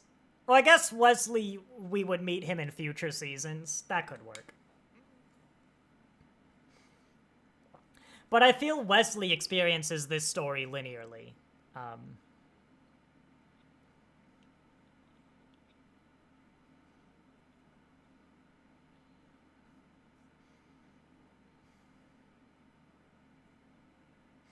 Like, Wesley's so good because the writers use the term scatterbrained, but it's a genius single-handedly dealing with a massive complex problem with countless moving parts, while also trying to explain it while thinking it through. So he keeps realizing things, or he realizes something he's saying is wrong in the middle of saying it, and I'm like, yes, as an autistic person, I fully understand what's going on in his mind right now.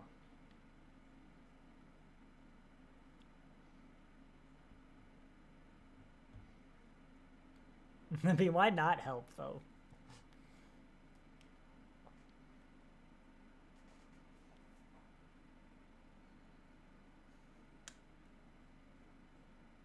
Yeah, understandably.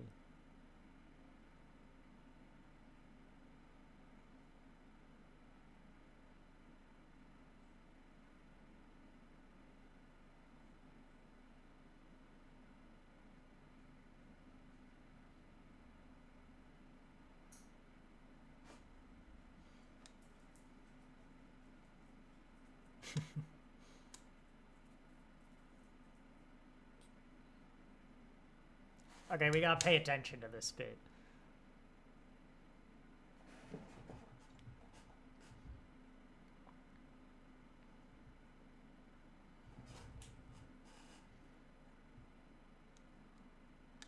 Is that his warp bubble on the screen? His, like, special thought warp bubble or whatever.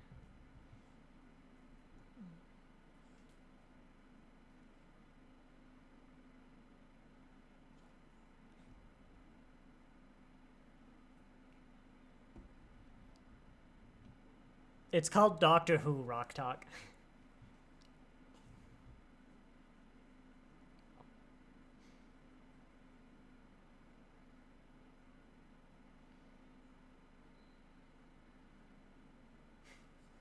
Too many dribbles!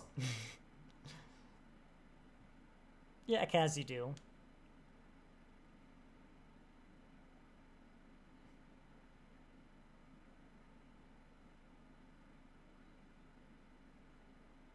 Oh, he is the Doctor. Just full stop.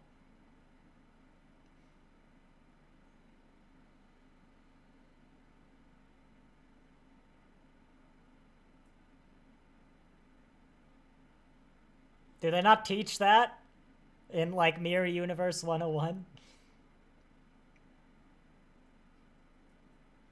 I thought he mentioned that he name-dropped the mycelial plane, but... Oh yeah, here we go. There it is.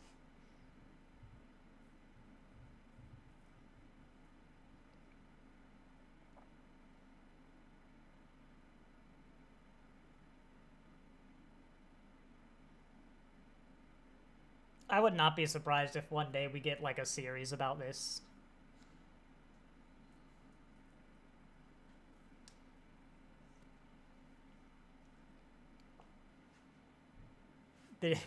Dal, did you really read Temporal Mechanics 101?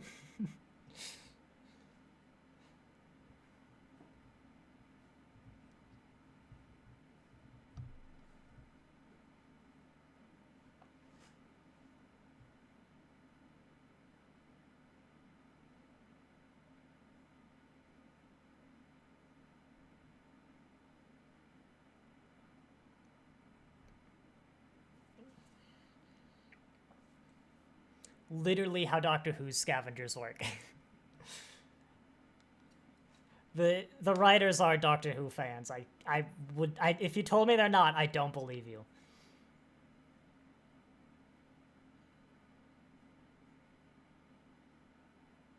Oh shoot, I'm not showing the time bar. I'm sorry about that.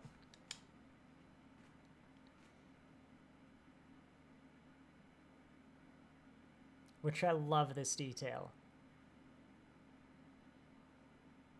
And now that the travelers are gone, there's, like, basically no one.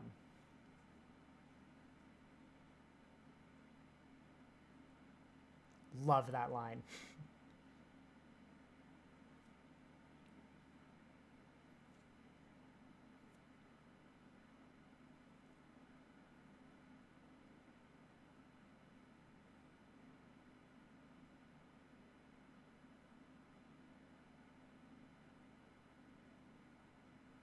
He is a little obsessed with sweaters, which does feel like a more of a reference than a character trait.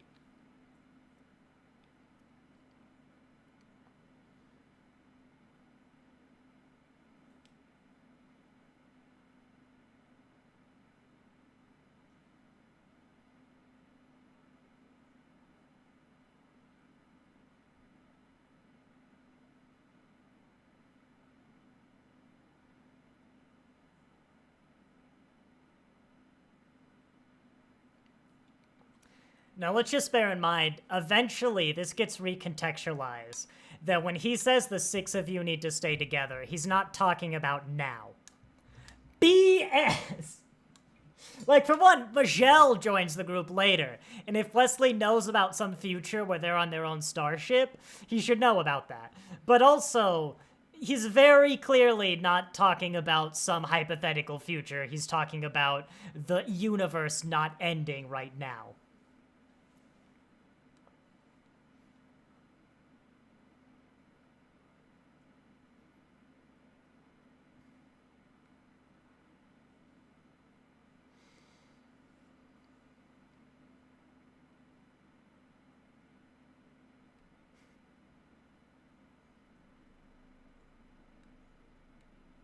We really are getting the Travelers, the Supervisors, and these stuff fleshed out in the modern era. I mean, basically any vaguely alluded to power, the precursors, stuff like that. Which, I guess, depending on who you ask, could be good or bad, but I think in this case, it's certainly good.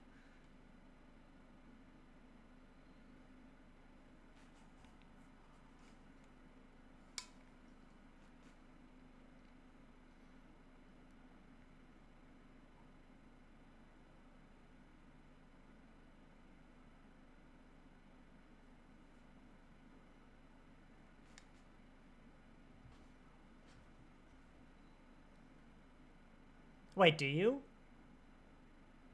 Why does she know that sound? Am I forgetting something? Maybe they were there earlier when she was, like, phasing in and out of existence.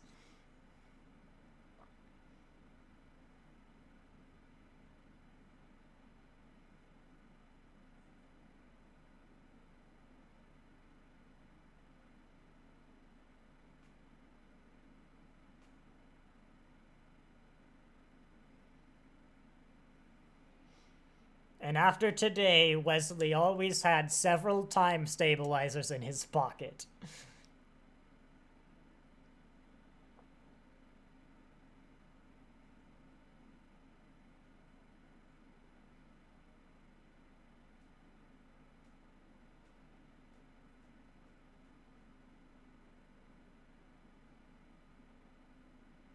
Would it?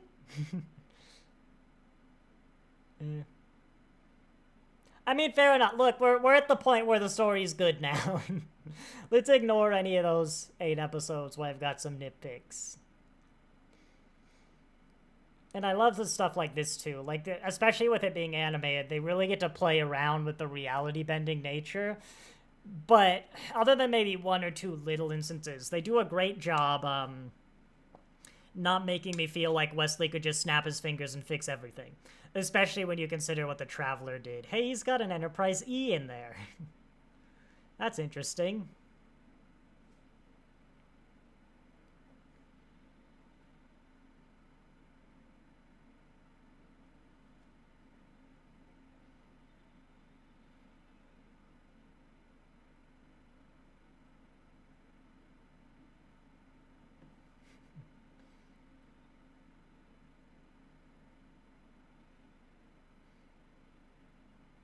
Like, again, if we remember, the Traveler in TNG, he couldn't just snap his fingers and make, like, the Enterprise go home. when they stranded themselves with, like, the thought warp bubble or whatever. So Wesley can't just, like, snap his fingers and make the protostar transfer. They still rely on a bunch of technology. But they do have some levels of manipulating the universe. Like, later on, he snaps his fingers and makes some guns disappear. Which, admittedly, is one of my small complaints, because then why can't you move the protostar? But,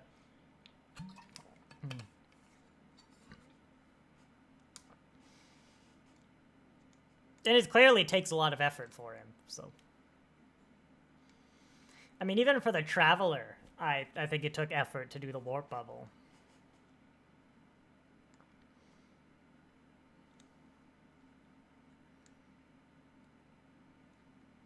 And they do a great job, because they know they have a complicated storyline, which is challenging for anyone, but they're especially going for clarity for the kids. And they're bringing different levels, like, depending on how specific you want to be.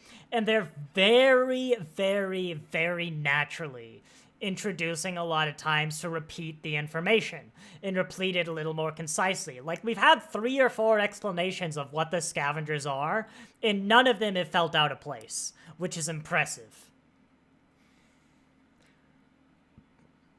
Because, like, in the past 20 minutes, we've learned so much information. Especially if you've never seen another Star Trek. Like, you're learning who Wesley is. You're learning about the Travelers. You're learning that there are people maintaining the timelines. You've learned about, like, 5 other universes and dimensions. I'm really interested, because in our TOS watch-along, I think Gary 7 is coming up. No, that's... Is that next season? I can't remember if that's season 1 or season 2. But I want to know if... Like, we mentioned the supervisors. I think Gary 7 works for the supervisors. And we're kind of, like, merging a lot of these entities into one organization. Or are we? Because we have supervisors in Picard. So they haven't left the universe or, you know, non-linear time. It gets complex.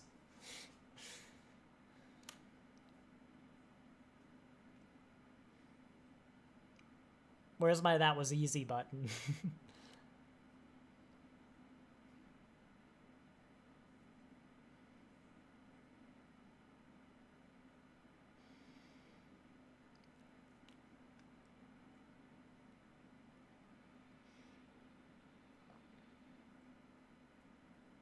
Oh, there we go, man. I was invested. I didn't even realize the episode was coming to an end.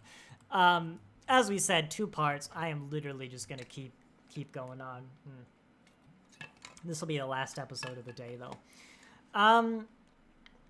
Actually, I'm gonna give I am gonna do the a second brief intermission to fill up my water bottle and a very quick bathroom break. So let us get this back on, and I will run. Oh, you can't hear the engine. Boop. I will run another ad.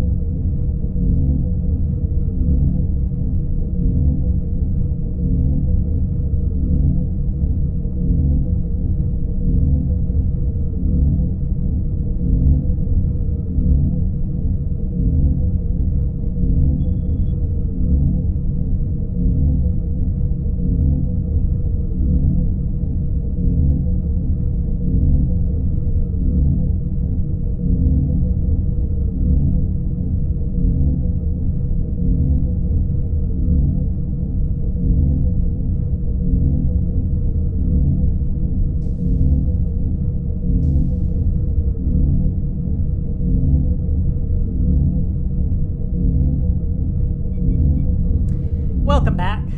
I'm back. I mean, presumably you were either here or you didn't hear the welcome back because you're not back. Yeah, I got my warm water. I was actually thinking, I still have it open. How many 13th Doctor stories do they have? To 2027.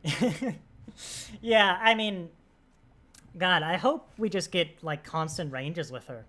Unless they turn out really bad, but... Oh, God, I'm excited for that. I might even go pre-order that, like, immediately after the stream. 13, of course, you probably know, is, by God, not my favorite Doctor. 13 is the worst Doctor. But, I know they can turn around Reputation. I never really disliked the 6th Doctor, like a lot of other people, but all of my complaints about the 13th Doctor are in the writing. And so take her, like, I'm excited because, the 13th Doctor has no character beyond she will always do whatever the most like out of character thing for the Doctor is in an incredibly specific way, which obviously Big Finish aren't going to do. Well, they probably aren't going to do. That'd be an interesting way to handle the range. Or in her first episode she was really kind of like mechanic-y, good with tool things. And so I think Big Finish are going, right, we're probably going to go more into that. Like, she's buildy, tinkery. She's a tinkerer. That's the word that's used. She is a tinkerer. And then literally everything else is going to go out the window, and they have a fresh blank slate. And so hopefully they get a good writer on it, too. Who's writing it? Because some of their lines, like the 9th Doctor line, was mostly all right. It was good, but there weren't a lot of standout stories. But some of their modern lines, like whoever does the War Master, oh, that's a fantastic line. Who's writing that? Ken Bentley, script editor, senior producer. Doesn't say. I'll look in that more in my own time. I can't wait to see the Doctor Who fandom going crazy over that. But yeah, in a year, 13th Doctor with Yaz. That's, I mean, of course, Yaz is also the worst companion who actually does have a character. But hey, we'll get into that. I am very excited about that. But yeah, let's finish Prodigy. About half an hour. Where's it go? As always, we're going to do 5, 4, 3, 2, 1, go. And then on go, we're all going to hit play. Watching all the intros, starting at the beginning, yada, yada, yada. 5, 4, 3, 2, 1, go. Guess an interesting note is the first time I watched Prodigy. Of course, the first 5 episodes, I did an episode, then stream, then episode, then stream. I think I watched most of the rest immediately after that stream. Actually, I watched a few episodes after, like, right after that last stream. Then I think I watched like 10 to 18 the next day, and then finished it the day after. Yeah, I did it as a binge, and it very much worked as a binge. I was a lot more engaged than what I was doing before. And God, you think I would want to talk through any of those Wesley scenes? Like, I was already quiet, but no way in hell would I have done a watch-along originally. It's a smart move, I didn't do that. 13th Doctor audio, woo! I'm excited about that. And, like, she seems committed. Like, she's doing a lot. She's just like, yeah, smack down. Get me there for 12 of them. At some point in the next 3 years, she just needs another recording session. And hey, they might even give Yaz a character I like. Or they might actually make her use her police officer stuff.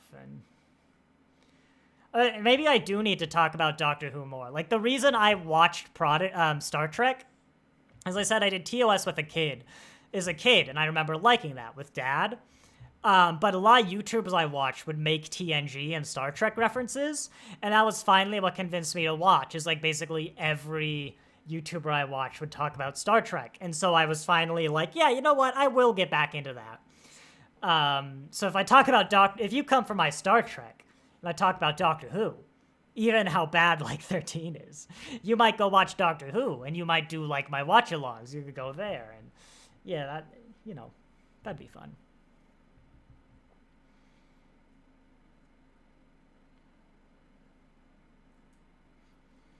By the way, I think the French name for this on Memory Alpha was like It was something very similar, like the Eternal Devourer of Everything. It was a super long title, but it basically meant the same thing, but in more words.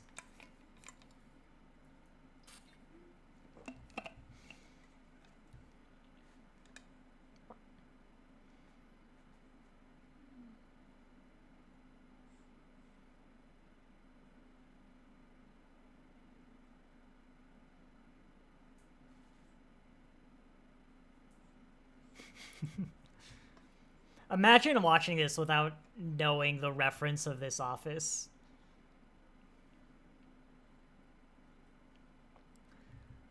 Like, yeah, they're just crazy.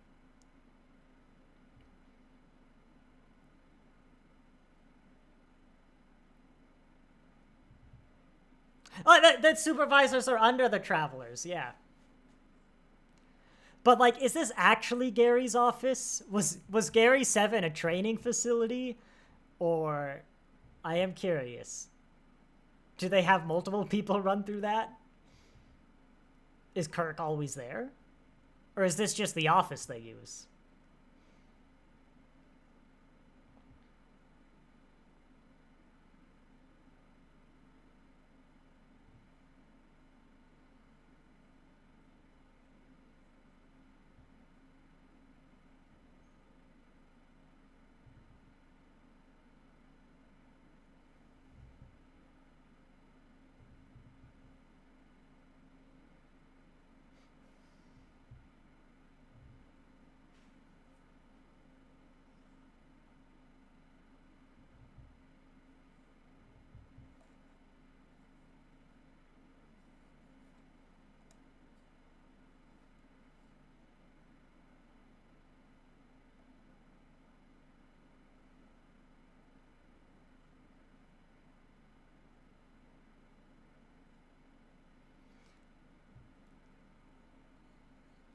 They're dealing with such a complicated plot, but they're communicating it so well.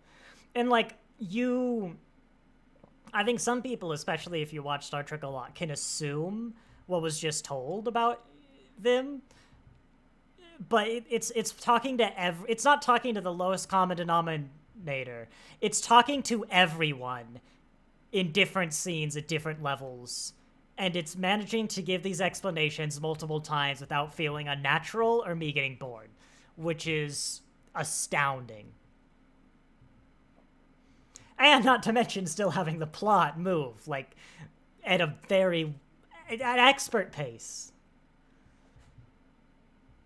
Like, at the very least, on a technical level, this has got to be the best crafted series in the franchise. Add to that the content, and oh yes, it's up there. Like, this latter half is fantastic. It's late Deep Space Nine levels.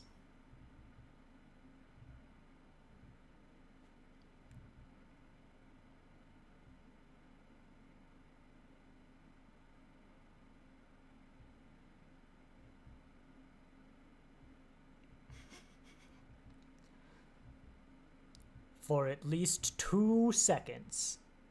See, this is how you get the cadet involved. That's how you do it.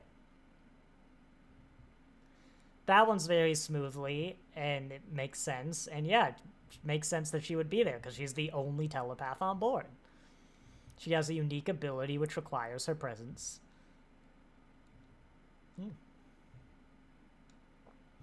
Not to mention, she is an actual cadet, so, like, she has, to a point, agreed to this. Why is she a captain, though? That's a weird bit. Vulcan into it. That's a contradiction in terms. Or unnecessarily racist. Take your pick.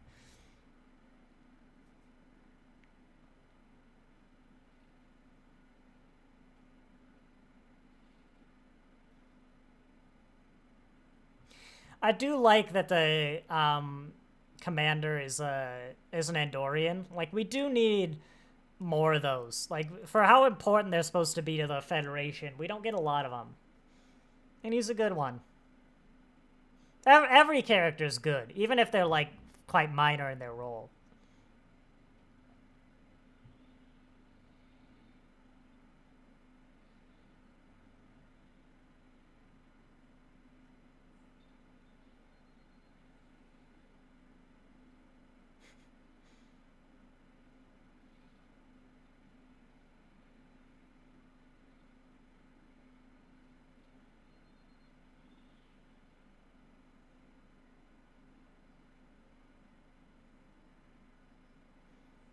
There's always a weird thing though about people running in animated works, is that because the voice actors usually aren't running themselves, it doesn't sound like they're running, and it's always a little off-putting for me.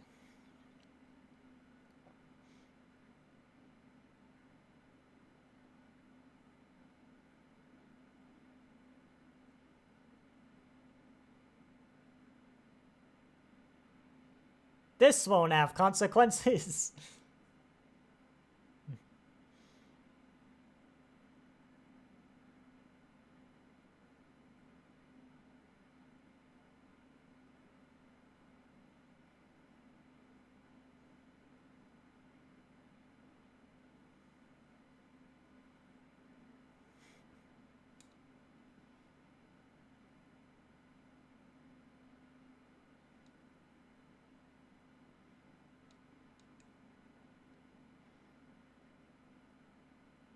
And I like too that you know, Starfleet has experience with stuff like this, that they work it out rather quickly, and for once they actually believe it. They're like, yeah, you know, that makes sense. Like, we got evidence there's time stuff at work, this sort of thing can happen. Yeah, poor Middleton. Rip. He was in a TNG uniform anyway, though. He clearly was behind the times. That's right, he deserved to die for his fashion choices.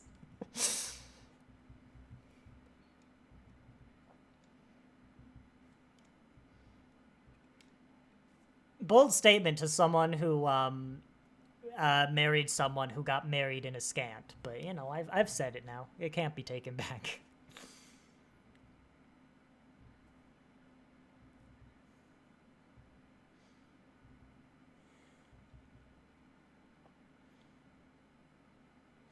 The animation work on Maj'el's eyes are beautifully done. Like in that close up, I haven't noticed them before. Like, look, is eyeshadow? I don't know what it is, but the way that they highlight the eyes in the shape, it looks amazing.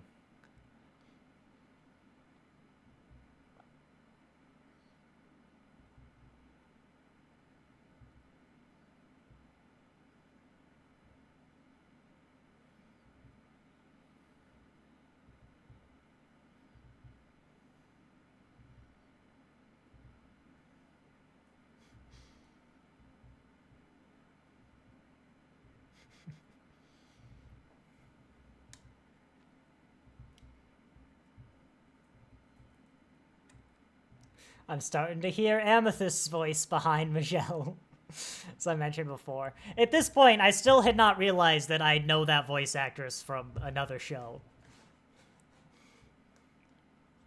Oh, hi, Comet. Newsray, you gonna sit down here?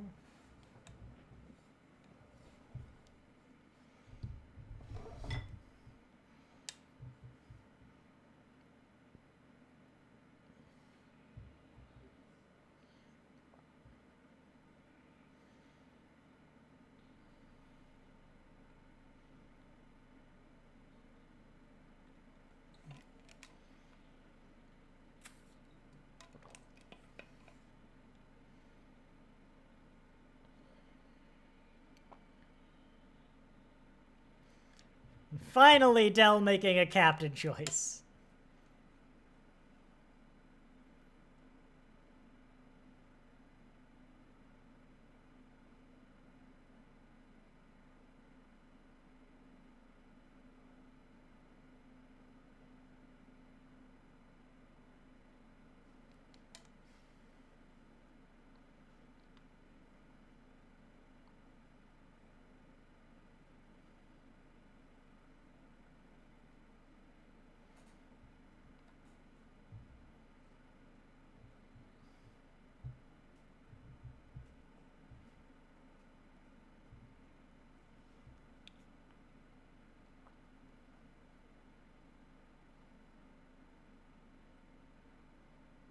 Foreshadowing. I assumed at first that was like a reference to use a super like logical. He becomes known for the most logical captain in the universe.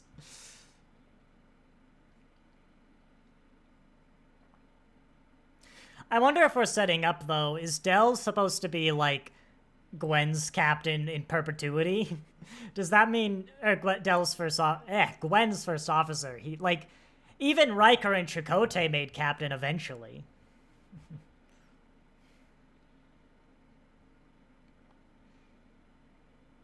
I love how in the vault is just a bunch of cardboard boxes.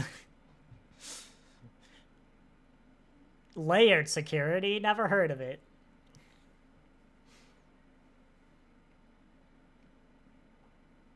This is interesting. Okay, so the infinity literally never existed.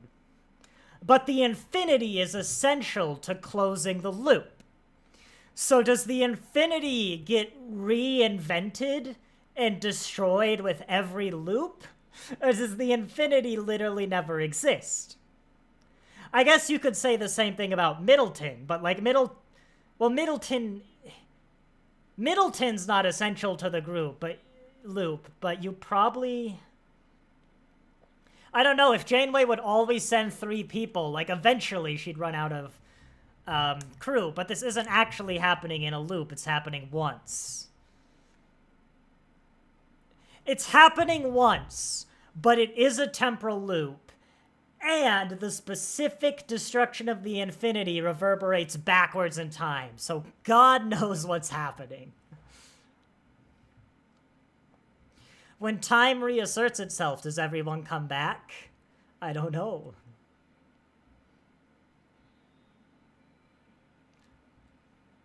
Those poor officers. I swear some of these people come back. I just don't remember when, though. So I want it. Like, the Orion lady, I swear gets eaten.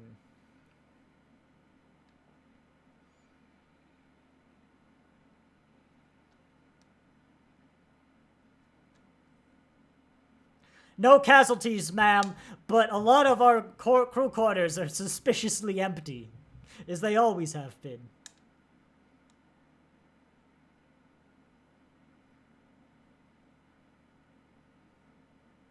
Number 2, but I probably missed a bunch of references. I only just remembered we were counting them.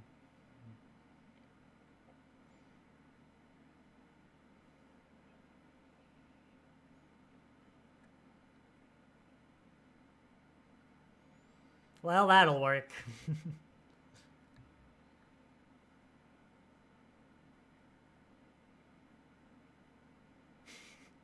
He's so good. He's perfectly written.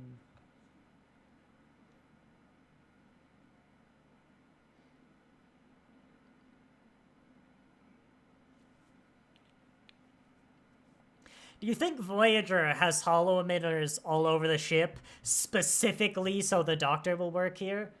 Like they built that into the design from day one? Or does every ship have one now? That's right, Janeway, defend your crew. It's been a while since I've seen Voyager, but you know what I'm saying with the 6th Doctor and hopefully the 13th Doctor getting sort of like fixed a bit. The character's not fundamentally different, but they've been fixed, they've been improved, they've been done right. This has been Janeway all throughout Prodigy.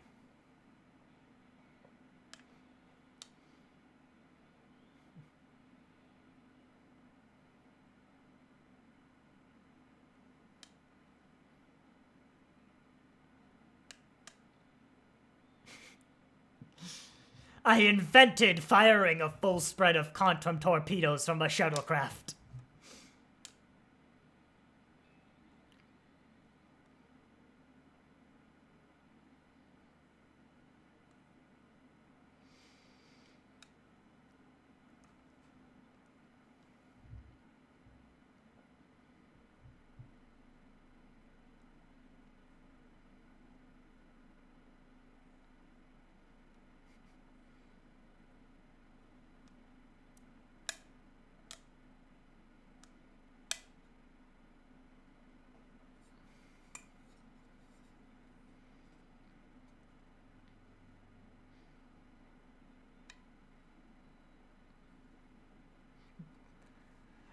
There's a whole lot to unpack in that sentence. Borth crystals, I'll let that slide. Is the Bajoran orb of time in this cigarette? Or is it a separate orb of time?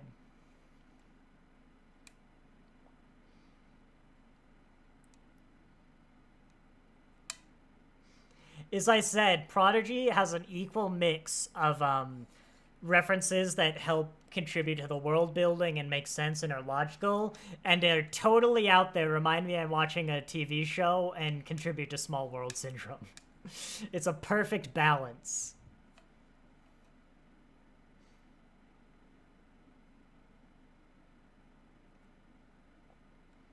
See, they've got to be Doctor Who fans. That is a River Song reference if I've ever heard one. Like, by the way, I'm not saying they're ripping off Doctor Who or anything. Like, a lot of these are pretty general sci-fi concepts or fun references. They're fine. But, they've got to have Doctor Who influence.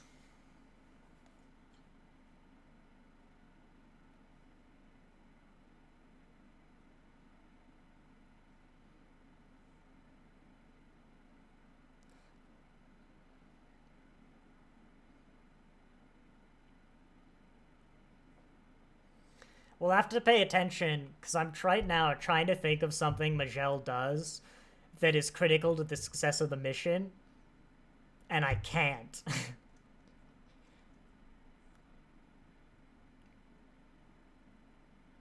she technically pilots some shuttles. What does she do?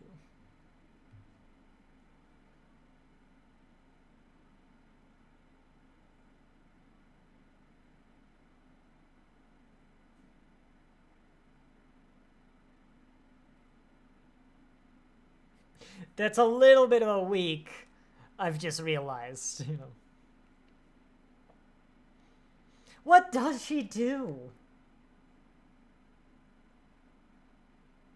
Oh, God, I'm trying to remember. What does she do? Last Flight of the Protostar. Tribble. Mirror Universe? I don't remember what she does then. Ascension. Brink. We'll see. I don't remember Maj'el doing anything in particular, but I mean, I like her character. It's just the thing of like no timeline, you know?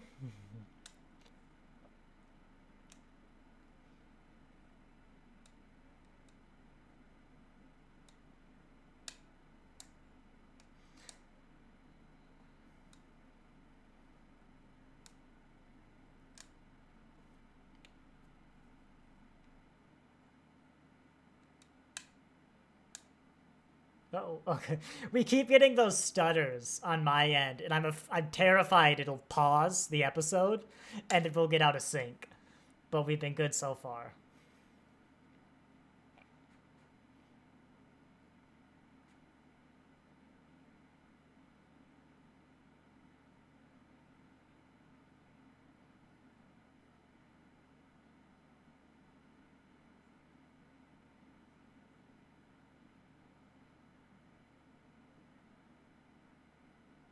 Actually, I think it is the Admiral's call, but, you know, go ahead.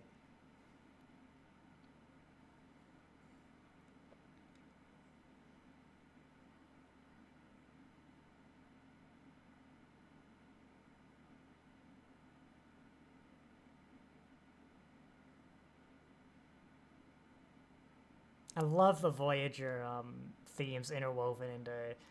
It's a very good, easy, like they're interweaving it very well. It's a theme that lends itself to that, much like what they're doing for the Prodigy theme.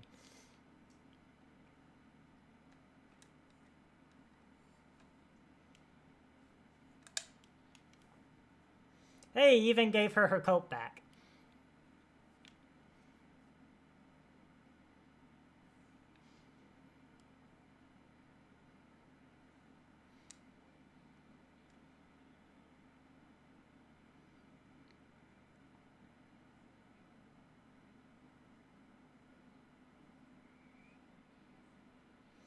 God, it got so good so suddenly, and it just keeps there. Maybe back up a bit though.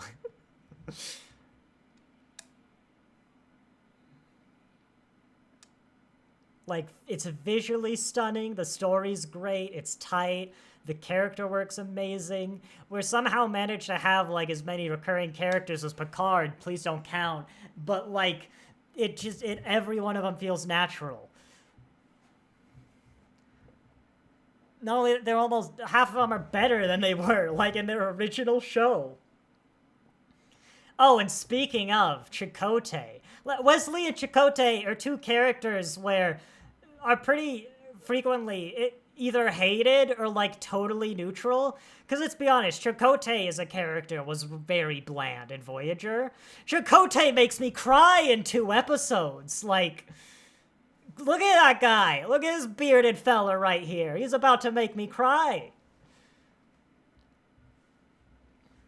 Well, he's having a good time, though. He's like, I love my sunset. I could probably keep going for ages, but there are some other things I have to do today. You know, give my throat a break. I still got to stream tomorrow.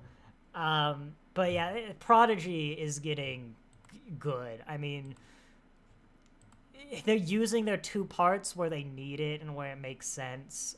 This next part, the last flight of the Protostar, is fantastic.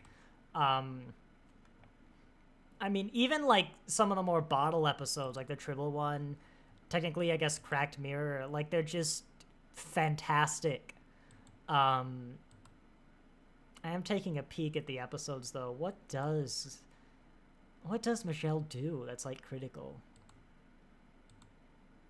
I can't recall. Maybe we'll see something. Maybe it's never.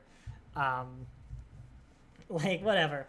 But, I mean, I like her character, don't get me wrong. It's just a little complaint. Like, Marvel did it as well, where he's like, Doctor Strange is like, I looked through, like, billions of timelines when, like, all of them, Earth was destroyed. It's like, how many did we win? Exactly 1. Exactly 1? What about the timeline where, like, the rat stepped on the button that released Ant-Man, like, a day later, or a day earlier? Or, you know, stuff like that. Or, like, what about the one where it's exactly the same as this universe, but there's a quark on Olympus Mons that's an up quark instead of a down quark? Like, what about, you know, random stuff like that? Like, what? But you know, it was fine when Wesley was, like, manually looking through, because, you know, it could be extremely rare. But I'm like, no timeline? You know, in this timeline, they mess up. Right? In this timeline, they're supposed to always stay together, but they don't. They send half of them to go rescue the Diviner, but they still win. So, but yeah, no, other than that thing, like, it's phenomenal from here on out. And the next 2 parts I'm very much looking forward to. As I said earlier in the stream, no live stream next weekend. I'm at a convention. And then, yeah, the same for Doctor Who. There'll be Doctor Who tomorrow. There should be Doctor Who the weekend after, so the 28th. And on the 27th and the 3rd of, August already, we should be finishing Prodigy. But yeah, I will say thank you all very much for watching, and I'll see you next time!